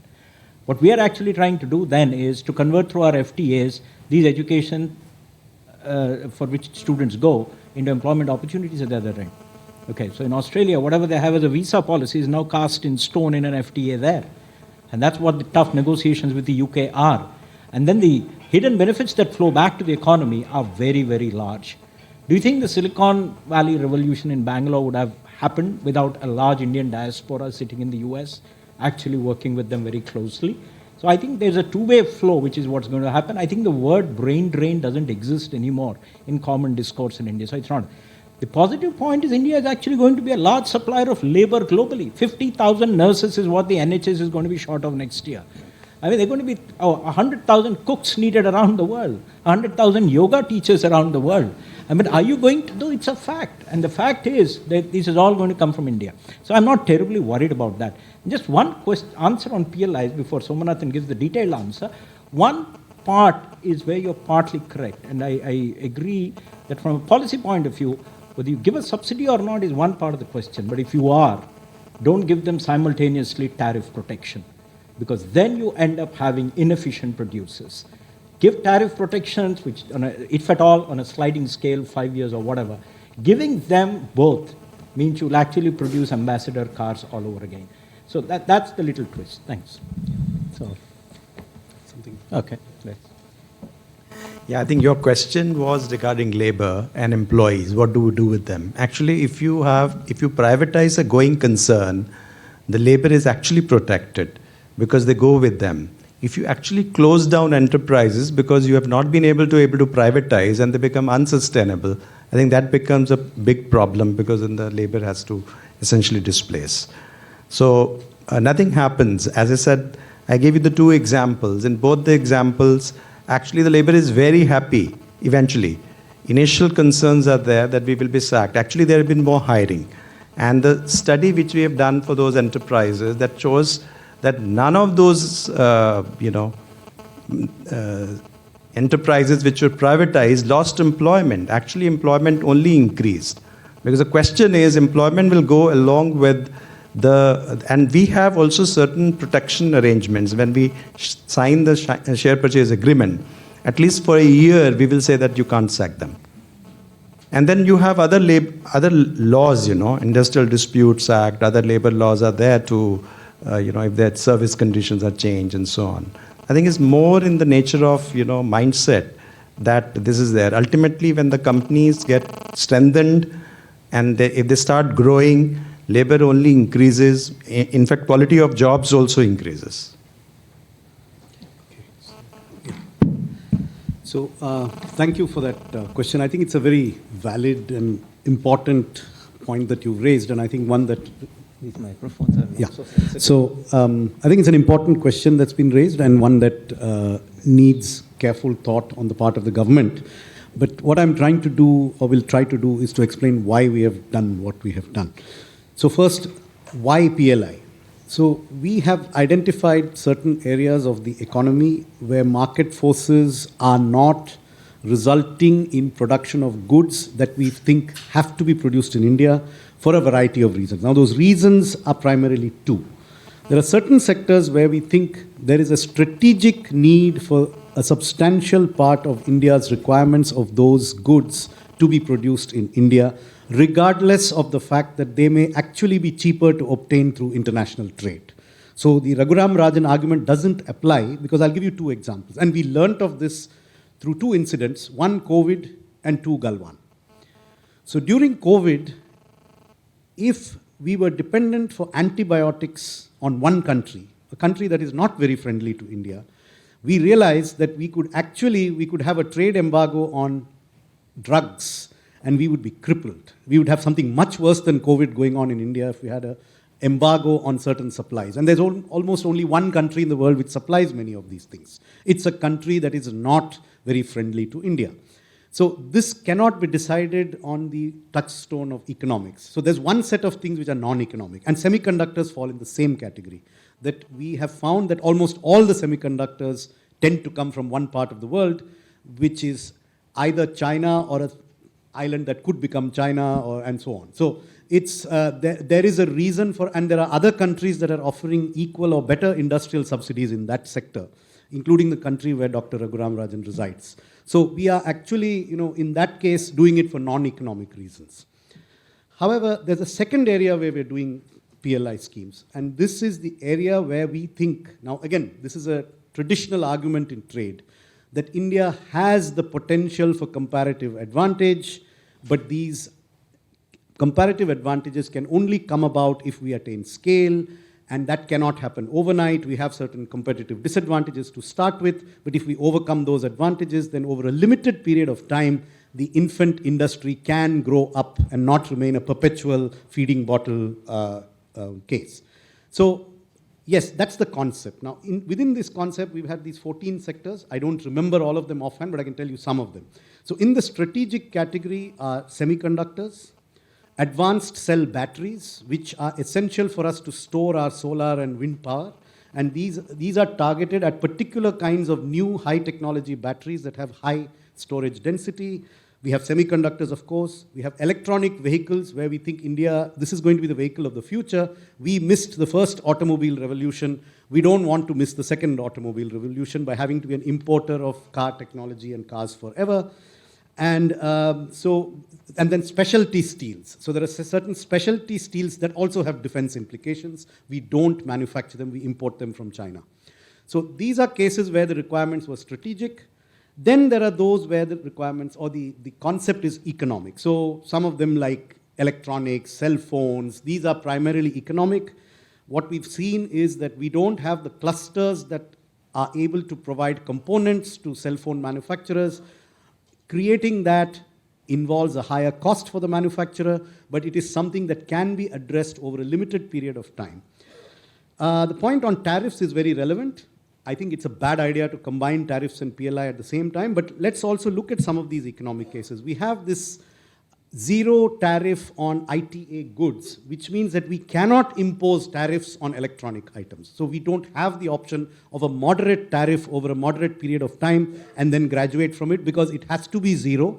This was something that the United States insisted on at a time when it was the powerhouse and is now very much in favor of today's powerhouse, which is China, but it's written in stone. So we can't change this. So tariffs are not an option in certain sectors where we have PLIs. That's why we have PLIs.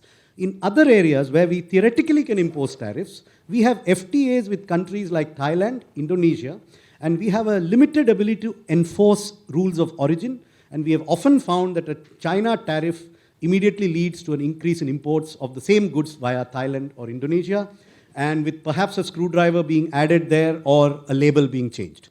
And we have limited ability to enforce rules of origin without becoming intrusive in our customs inspections, which increases bribery, which we don't want to do. So we are caught in a kind of international trade conundrum.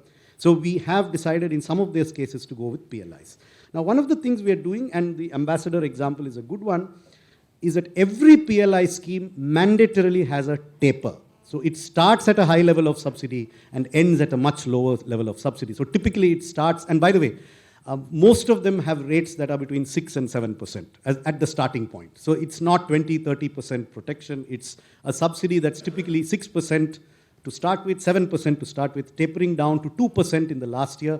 The taper is an essential part of every one of them except semiconductors. And on the fiscal cost, it's 197 excluding semiconductors. With semiconductors, it's 273. And semiconductors is a special case. Now, in terms of fiscal affordability, we've actually, this was mentioned in, I think, Subrahmanyam's earlier presentation. We had systems called the Merchandise Export Incentive Scheme and the Service Export Incentive Scheme. The costs had risen from about 10,000 crores to 50,000 crores per annum over a period of 4 years without any material increase in exports. It is that which has been restructured. We now have a much smaller part of it going as reimbursement of trade levies imposed by the states, which are not in the GST system. That's worth about 20,000, and it's a 30,000 crore saving that we have earmarked for PLI scheme. So we are doing this in a fiscally neutral way. Semiconductors goes above that fiscally neutral amount. That was a strategic choice that goes beyond the savings that we've got. So so is it a case of, prasad distributed at the temple and every industrialist wants some of it? Yes, to an extent the demands are there. But up to now, the government has stood within this fiscal allocation, and we are making the departments make hard choices. So if you give more to this, you give less to that. The finance ministry gives advice, but doesn't actually sit in on the decision of which sector to choose. We've said, look, it's a fixed pie. You can decide how to share this pie, but these are the considerations. So it's the Niti Aayog and the Department of Industrial Promotion that are actually taking those decisions on which sector, what rate. But we have some rules, taper being one of the key rules, that we will not approve a structure that doesn't have a distinct taper where the rate of subsidy in the last year is closer to zero. You can start wherever you like, but you end at close to zero. And that will happen over a fixed period of time of 5 to 7 years at the maximum. So yes, I'm obviously in every country, industrial lobbies are powerful, they do lobby. But so far, I think the number of egregious cases which are neither economic nor strategic, I'm not able to find too many of them. If they are there, well, there will be some exceptions perhaps, but as of now, no. So that's the best I can answer your question. So, if I may use my prerogative as the chair of the session, I would like to make a small suggestion. Lots of these tariffs were raised in 2018-19. About 40% of the tariff lines went up in that year. And in the budget, the late finance minister, Mr. Jaitley, in fact, said that this has been a long-standing policy of ours to reduce the tariffs, but this year I'm reversing that. My own kind of read is that this originated in the GST not performing very well at that time, and revenue was a big issue. I think GST is now working well. I would suggest that a study get done, that a lot of those tariffs that were raised in 18-19, is there still some sort of argument along the lines that you have outlined? But if not, if it's revenue if revenue remains the reason, I think that's not a very good argument, because tariffs should not be the revenue raising instrument. Very quick response. I think that's a fair point. But revenue is no longer, customs revenue is insignificant today in our fiscal mix. So that is not a good reason for having any tariff. I think the point that you make is reasonable, and we should look at each tariff and whether its present rate is relevant. But customs revenue is no longer a relevant reason for us on any of the tariffs. It may be inertia that we haven't looked at them again. But then it's not just inertia. There will always be, sectoral demands for more prasad and so on. So. No, but I have actually looked at a lot of these tariffs, and in fact, a lot of inversion also, which can be easily removed, not by raising the final goods tariffs, but by lowering the intermediate tariffs.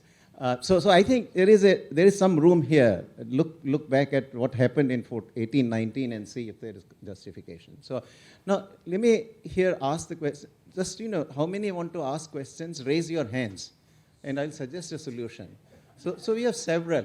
If Ashley would agree also with me, and of course, panelists agreeing to it, what we all could do is in the next 20 minutes, go in, get our lunches. We come here and resume some of it. So that'll give us another 20 to 30 minutes Q&A. Yeah, that might be better. Is that okay? Yeah. All right. Okay. All right. Okay. So maybe you should. Yes. No, and we'll not get this kind of opportunity to have 3 secretaries at one point in time here. I have a suggestion. Collect more questions, 5, 6 at a time. 5, 6. Yeah, Okay. that's better. All right. So Rohit.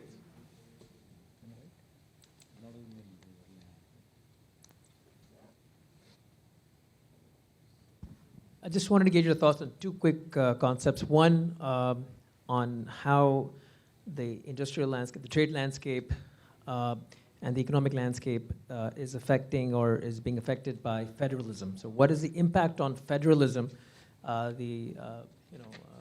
We've had long discussions about the power of the states. We have a prime minister who came from the chief executive of a state. Over the last, the expanse has been, looks like 10 years. Have we moved forward, gone backwards? What's your projection? And what does federalism mean for India's growth as a whole? The second was, I wanted to get your views on the welfare policies of the current regime. Because some people have said that, contrasting it to the UPA's welfare policies, they've been focused more on the consumables, like gas and sanitation and so on and so forth. Whereas the UPAs were more on the, say, NREGA, healthcare, and so on and so forth, more systemic issues.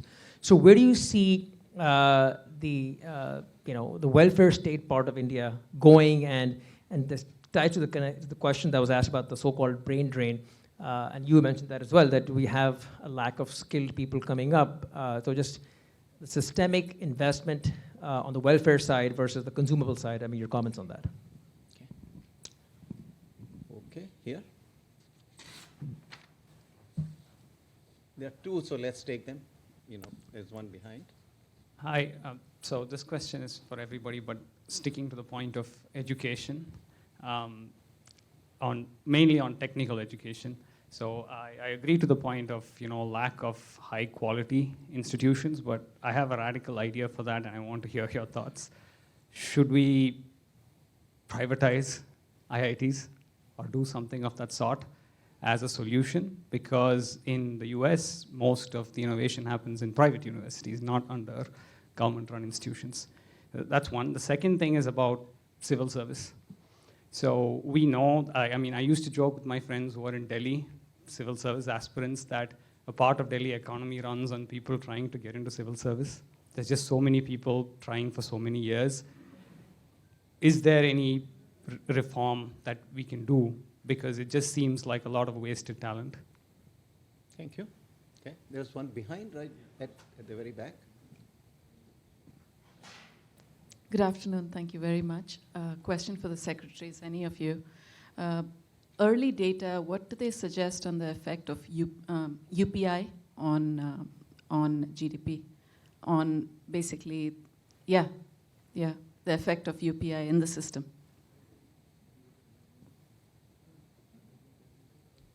Okay.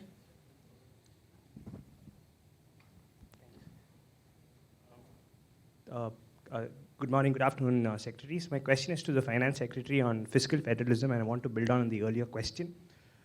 There's the whole question of states having very limited wiggle room to raise taxes and their bargaining power in the GST Council being very limited. Several states have come out and said this huge centralization of taxes and amount of money that they get back from what they contribute to the union is very limited.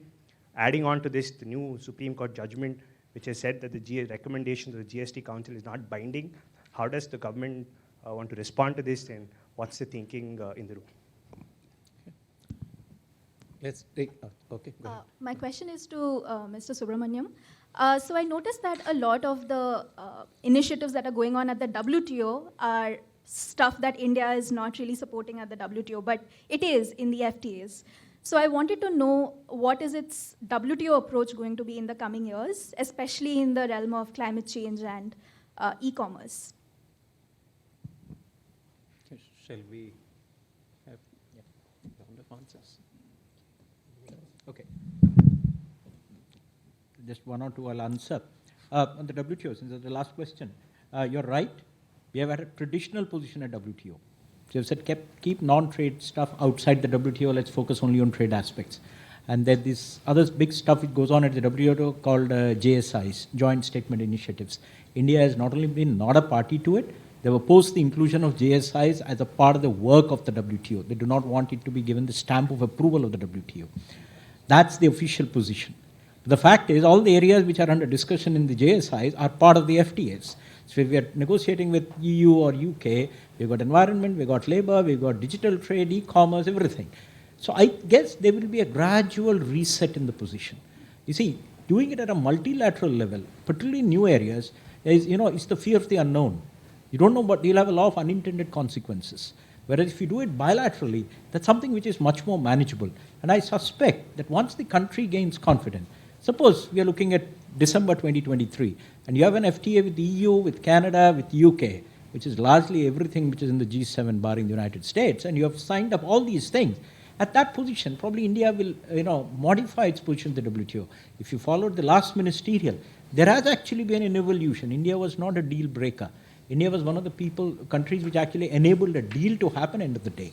So I think there is a certain moderation there. My ministry is on actually record saying that we will reevaluate our position 3 years down the road. But I think that's a fair position for a country which has had an entrenched position for 50 years to actually recalibrate itself. It takes time. I mean, it's like turning around an aircraft carrier. Somebody said about civil service reform. Okay, I'll only dwell on that. You're right. I think there is a need to get a lot of external input into government. India has traditionally been very, very not at all receptive to that kind of stuff. The Prime Minister has been trying to get in private talent into government. They have had people come in on both secondment as well as direct contractual appointments like you have a lot in the United States, but it's just one-off. And let me tell you, bureaucracies are very, very strong, powerful. I mean, they can flex themselves, but they can eject people. They can ensure that they are ineffective. I know my brotherhood, or whatever, sisterhood or whatever it is. It's very, very strong. But two, three things. Running governments is not easy. Writing a policy paper sitting in this university is very easy. But you actually have to go down to the grassroots to get things done. You need a lot of inherent institutional knowledge which is there. And that's what actually bureaucracies learn. What did I say in the beginning? What do I bring to a table? I bring nothing, a bunch of skills plus a deep understanding of what governance is. And that's something you learn only in government. And so I think there is a mix and match has to be there. As a part of the reform in commerce, we are trying for the first time that you actually can't have one-off people coming in and out of government. It won't work in the Indian setup. You have to actually bring them into government and then actually show career paths at multiple levels, as you call lateral entrance. So let's see. There's an Indian Trade Service in commerce. There is a template in place. If that is restructured, we have 1/3 people recruited at young age out of college, 1/3 coming in lateral, 1/3 coming on secondment. I think that's a good mix. If it works, there are certain parts of the civil service which are going to be not in this model. There are certain regulatory functions. People wearing uniforms are not going to be coming on secondment. They're going to be there full time. But there is going to be other parts of the government. I mean, why can't a postal service be run by people who also run courier companies? So there are questions there. And I think these questions are being asked. The fact that these questions are being asked shows there is a debate going on. Civil service reform is very slow in most parts of the world. And I've seen a lot of attempts which have been tried and which, hit a rock. But I think the Prime Minister is very clear.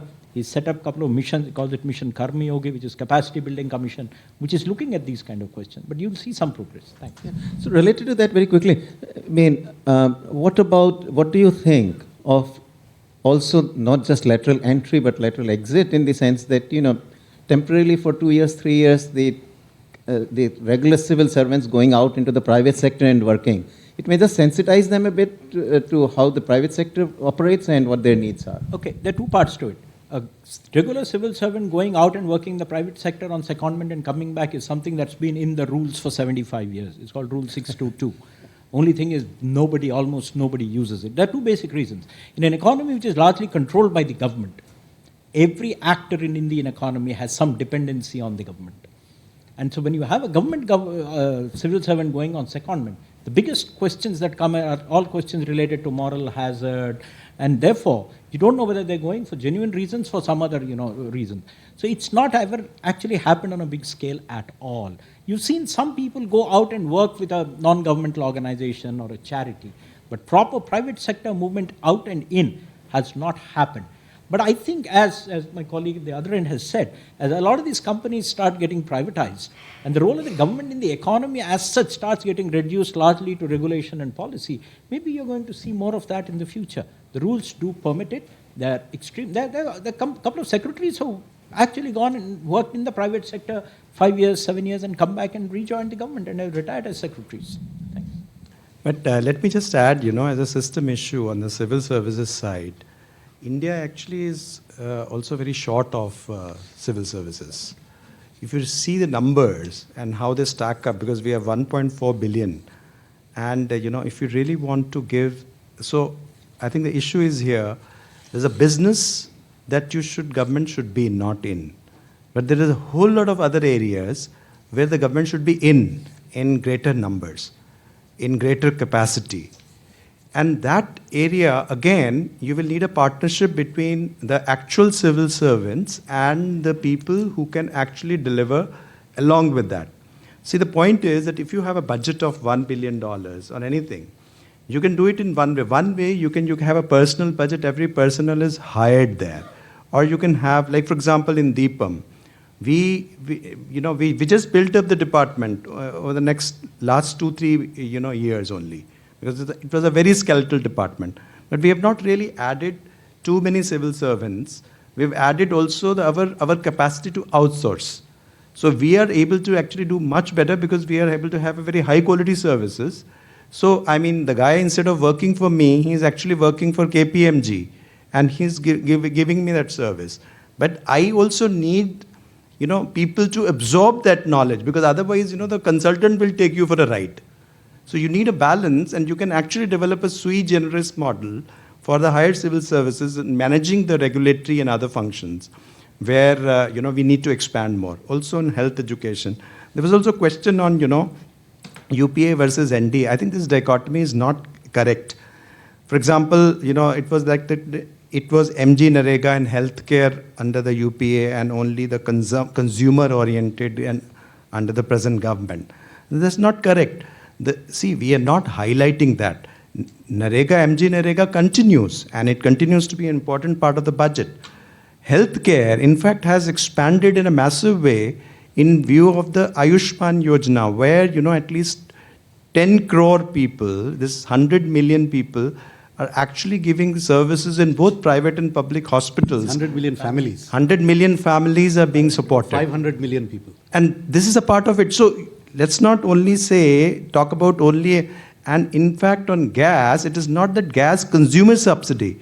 It is the installation of the, going from fuel wood to gas in terms of actually buying stoves and so on, which are supported by the, Ujjwala Yojana. So therefore, it is a mix of both. Of course, consumer oriented, like subsidy. When subsidy goes there, indirectly it goes to the farmers, because you do a product subsidy on urea and it goes to the farmers. Now, would you say it's a farmer welfare, or is it a welfare? It's actually eventually a farmer's welfare.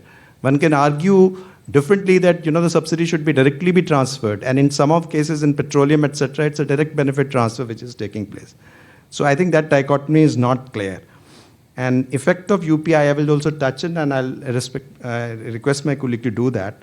IIT privatization. Yes. Now, on the ITI privatization, well, that's not really needed actually. If you require much more institutions in India than what we have in every aspect. The point is, the moment you bring in 1.4 billion people, the moment you say that even the middle class is going to go from this. So we have to build scale in everything, and a lot of private institutions have come in. A lot of private universities have come in.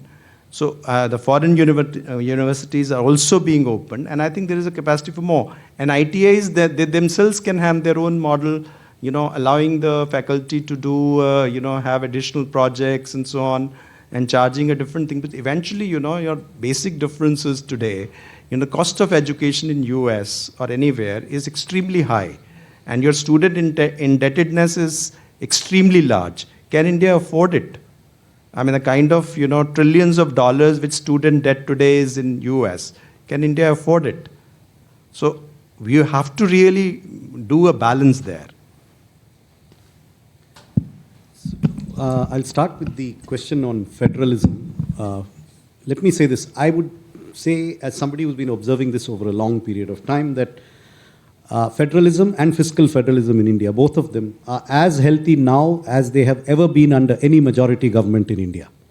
And I say this because the periods of minority government are not comparable, because in those cases, what was a state issue became part of the central agenda through the medium of politics. So there was no opportunity for conflict, because if you have, the cabinet has DMK members, NCP members, every regional party represented in the cabinet, then you don't hear the noise outside because it happens within. So it's non-transparent, but it's not as if there is any decline in federalism. If you look back at the period when Dr. Ashok Mitra was finance minister of West Bengal, he used to say many of the identical things that you hear from state finance ministers today. I don't find anything having fundamentally changed. I think federalism in India is very healthy, and the signs of health are to be found in these open discussions. The fact that GST Council meetings are, active, you have lots of disagreements, I think that's a sign of a vibrant federal democracy, not the sign of one where there's artificial consensus or something happening behind the scenes. So I don't see that essentially as a problem. And as regards the bargaining power of the states, so I don't think everybody understands. The GST Council is a mutual veto council. The states, all of them together with a consensus, cannot pass any resolution. The center alone cannot pass a resolution. It needs 2/3 of the states for any resolution to pass. So it needs either center plus 2/3 of the states, or all the states plus the center. It cannot be passed by the center alone or by the states alone. That's the design of the GST Council. Nothing in the statutory design requires consensus all the time, but almost every decision bar one has actually been taken by consensus. These are contentious political issues when you come to the taxation of things, and nobody wants an increase in taxes. I was very amused to see this energy price ceiling issue in the UK, because a lot of people who used to lecture us about energy subsidies, fuel taxes, why are you subsidizing cooking gas?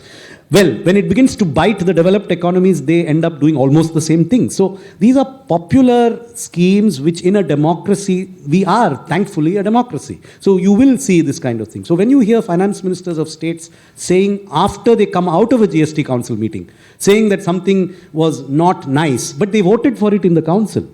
And we don't publicize these things because we want these institutions to work. And they support it in the council because they need the revenue. But they don't want to take the blame for having supported it because it's not popular to say that you supported a tax increase on something. So some of these debates have to be taken with a pinch of salt. Federalism is very healthy in India. I think the institutions are working, the courts are working. And that issue of the Supreme Court judgment is not a landmark judgment. It was thought in the first flush by some of the people to be a landmark judgment, but if you look at it closely, it says nothing but what we already knew, which is that changes of tax that can be done through delegated legislation are binding. If the GST Council decides to change something which the executive has a power to change, which is present in many tax laws, it is binding.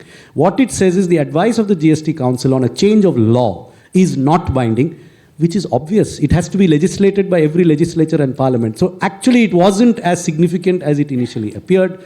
I think federalism is alive and well. Last round. Can we do this? Last round? Okay. So Ashley, you've been waiting. Good questions. Let the microphone come.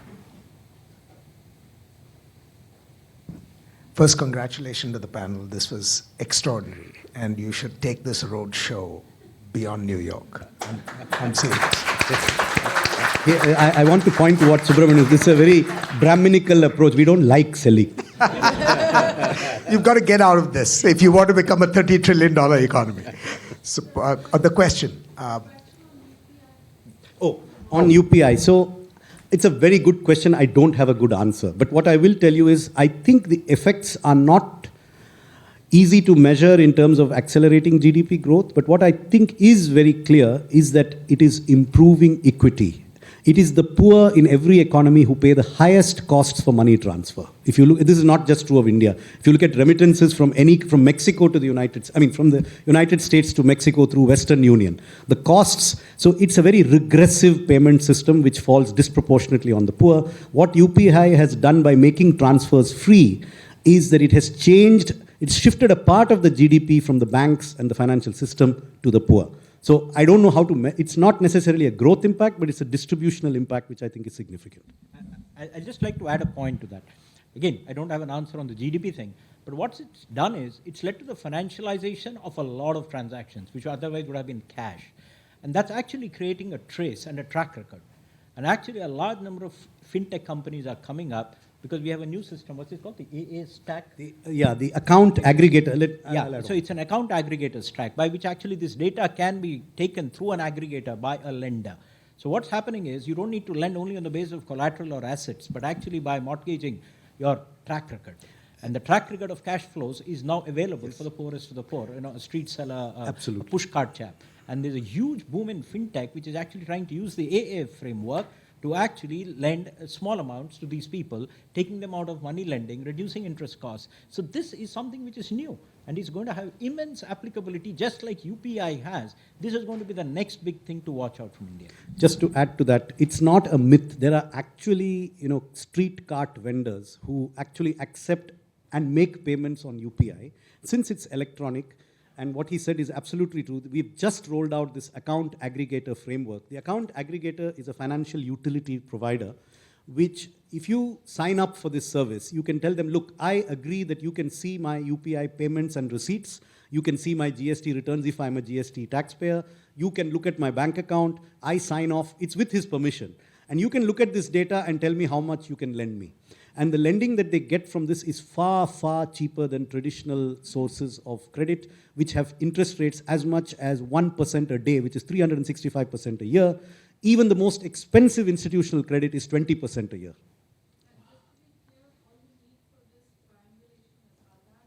That's right. No, Aadhaar, a bank account. That's all you need. You don't need anything else. You don't need a PAN number. I'm sorry?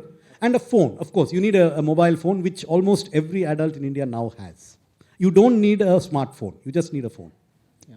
Someone yesterday remarked that beggars are accepting the Yes. I mean, this is so ubiquitous. And actually, I will just add, it adds to growth. Because see the transaction cost which it saves, because if you have to take the cash, you go to an ATM, you waste a lot of time on ATM. Sometimes ATM doesn't work. Somebody has to fill up the cash. You take the cash and then you start rolling it. You can imagine everything goes. So you can actually save that and use that for your own productive purposes. So it increases and it's highly, highly democratic. It's so democratic that actually it's given the value, the power of the payment system in the hands of the poorest of the poor in India. So I'm going to ask you a quick question on the political economy of privatization, which is you have now a BJP government that is very interested in moving forward on the privatization agenda, facing the largest labor unions, which also happen to be BJP-affiliated labor unions. Can some of these conflicts be negotiated within the political process outside of the formal processes? Or do you simply have to rely on formal processes alone? Well, let's take the full round. Yeah.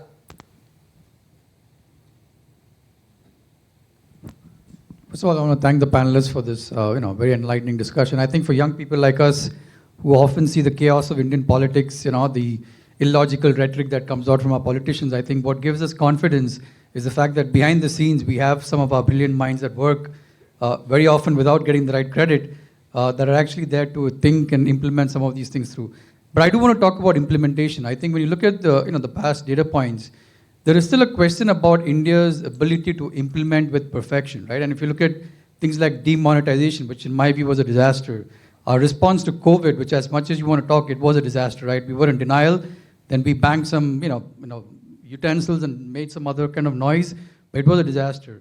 The implementation of GST, again, in the press, you do see multiple comments about it being a disaster. And even if you go back in time, let's take the Commonwealth Games, hosting the Commonwealth Games, which was a disaster. There is still a question about our ability to execute to perfection, right? So I just want to understand, people like us who want to see India being at the forefront, how do you change the perception that the world has sometimes? And very often, to be fair, people forget about the 200 things that we did right and only focus on the 5 things that went wrong. But I just don't understand, we cannot use the fact that we have a 1.4 billion population as the standard story for everything, because if you are running a company today, you can't use the fact that my company operates in 200 countries, so I can't manage my enterprise, right? So my question is, for people like us who want to see India at the forefront, there is still a global perception that we are not able to execute to perfection some of these massive programs. And what is your response to that? I think my initial response is that look at UPI. I don't think that you have any of that kind anywhere in the world. And this is the latest thing which we are talking about, when we are connecting millions and millions and billions of dollars of transactions every day being done flawlessly in a most democratic manner. Yeah. So it's not that, Commonwealth failure is not something, we can always have. Yeah, we'll come to that. Okay, just last 2 questions here and then back there. Thank you very much. Can you talk a little bit about your legal system and the court system, because you need a strong private property protection, and how is that working in India? Okay. And we'll take one here, right up here. Yeah. Thank you. There seems to be an emerging consensus about the positive outlook for the domestic defense industry in India, for the domestic defense contractors.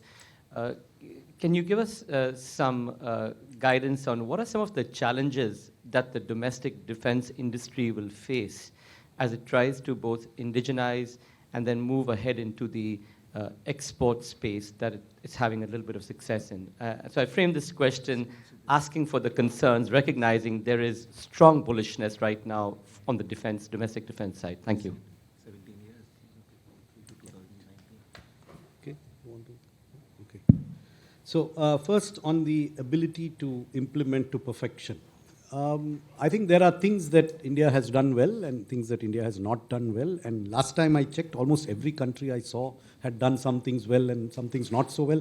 I'm not sure what the track record of New York State on COVID was. I mean, I was watching it on TV. It didn't appear to me to be very distinctly different from the early stages of COVID. So, I mean, the ability of a nation to implement something is not the same as the ability of a corporation to implement something. A nation consists of millions of people doing different things. I think it's a question that I have difficulty answering, honestly. Maybe you can, I'm not able to give you a good answer on that. But I think India is as capable of any modern state of delivering on the things that it promises, and that it often does it well. It may not do it to perfection, but I think perfection is too high a standard for governmental action in any country. So I think doing it well is the standard that I would set, and I think the Indian government is capable of doing things well. And we also have a learning culture where if we make a mistake, we learn from it. And that was apparent in COVID. So you can see in many cases, because COVID had no playbook. There are many things which have no playbook. I don't think you can do anything which has no playbook without making mistakes and learning from them. So I would say we have a learning culture in government and things do get corrected. India is actually pretty quick at correcting when something goes wrong. And that I think is a sign of good implementation. May not be perfect.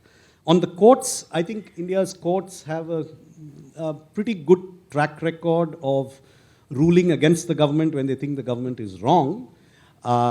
Even the famous Vodafone case, the Supreme Court actually found in favor of Vodafone. It was then annulled by legislation. So it's not that the courts don't enforce contracts. They typically do. It takes time because the courts are somewhat overwhelmed with the volume of litigation that they have. So there are delays. And I think delays are the greatest problem with the Indian judiciary more than the substantive judgments that eventually come out. A lot of steps are being taken to resolve that. There's an e-courts project which is trying to make court management much more efficient in terms of how cases are filed, how they are ranked for listing before the judge and so on. It's a complex area, but it's an area that deserves improvement. The government is working on it. On the domestic defense industry, I think you were asking about challenges. The challenges, I would see at least two. One is access to technology. You see, without reinventing the wheel, how do you come to the cutting edge of defense technology? Because India is not in a nice neighborhood. And we have neighbors who have cutting edge technology. Some have copied it a few decades earlier and are making it themselves. Others are getting reinforcements from the US as we speak. So we have to get these things made to global standards without having access to somebody else's technology. So technology transfer is one challenge. How do you quickly get access to the latest technologies from the countries, some of whom are willing to give it to you, some are not. So you may have to reverse engineer. So that's one challenge.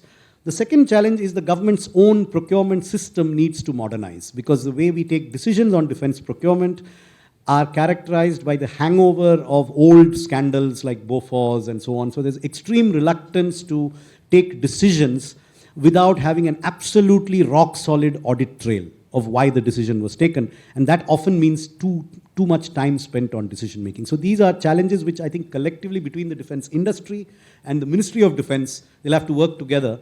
What we don't want is a cozy military-industrial complex either. So that's why defense procurement is so complex. I mean, it has to be something that meets India's standards of transparency in procurement and at the same time can recognize the necessity for indigenization. So we don't go for the lowest if it's not acceptable from a non-cost perspective. It's a complex procurement exercise. We are modernizing our procurement systems. Even the civil procurement system now recognizes a combined quality and cost score on complex projects. So you have a cost score that is on cost, and then you have a quality score that is based on preset transparent criteria. You can't change the rules of the game after the game begins. So the rules are published in terms of how quality will be marked, and once that rule is set, then the procurement goes through on those marks. So it is transparency, but there is a subjective element, but it's disclosed in advance as to how the marks are allotted. So these are two challenges that I can identify. I'll just add a point to what you said on both.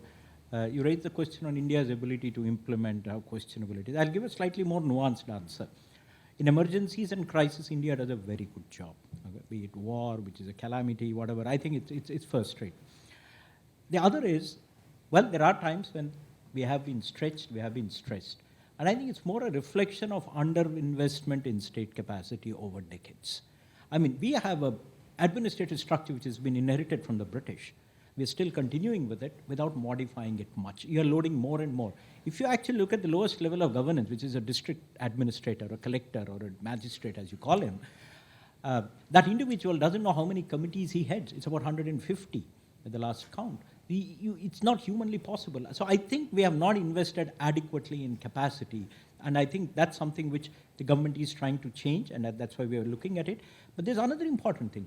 What makes India strong is its federal structure. You mentioned COVID.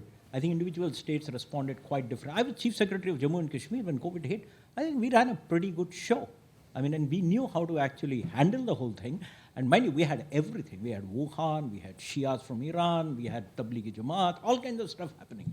We handled it and very little morbidity, and not, this is real figures. So what I mean, and you'll find that variable across the part of the country, different states handle it differently, and I think that's the inherent strength of India. And wherever you have a lack in state capacity, that's where you'll actually find these problems slightly more severe. But I think that investment in government is actually very essential, and I think that's something which the government is actually focused on. On the defense thing, I'll just add one point. I think Somanathan has covered everything. It also requires, one of the challenges is the reform of our own armed forces. And I think that is going to actually play a very major role in how these defense technologies get absorbed, procured, because our guys want a rocket which will go to the moon as well as go underwater. We have specifications which have been very difficult to satisfy. And that's one of the reasons why our procurements also tend to be long, and they change as we go along, etc. So I think reform in the armed forces is actually a concomitant necessity to have high-quality defense manufacturing in the country. Thank you. And to your question, Ms. Tellis, regarding as to whether there are any processes other than standard process to negotiate with the labor unions regarding privatization, I think that's a real challenge. Because, as I said, that this is actually a very contentious topic. So it's also impacted by electoral cycles. So, but at least, we have a coherent policies in place. And if we are able to carry on with several of the transactions that I showed you on the pipeline, I think the more credibility will develop and more, certain case studies will come. As I said, because there is a narrative there, that the labor unions are going to be marginalized when the privatization takes place, which is not correct. But then I think negotiations is really something which is, in a democracy, a political process as well as an administrative process. It can't be merely administrative. Okay, well, this has been a fantastic session, both from the audience and the panelists.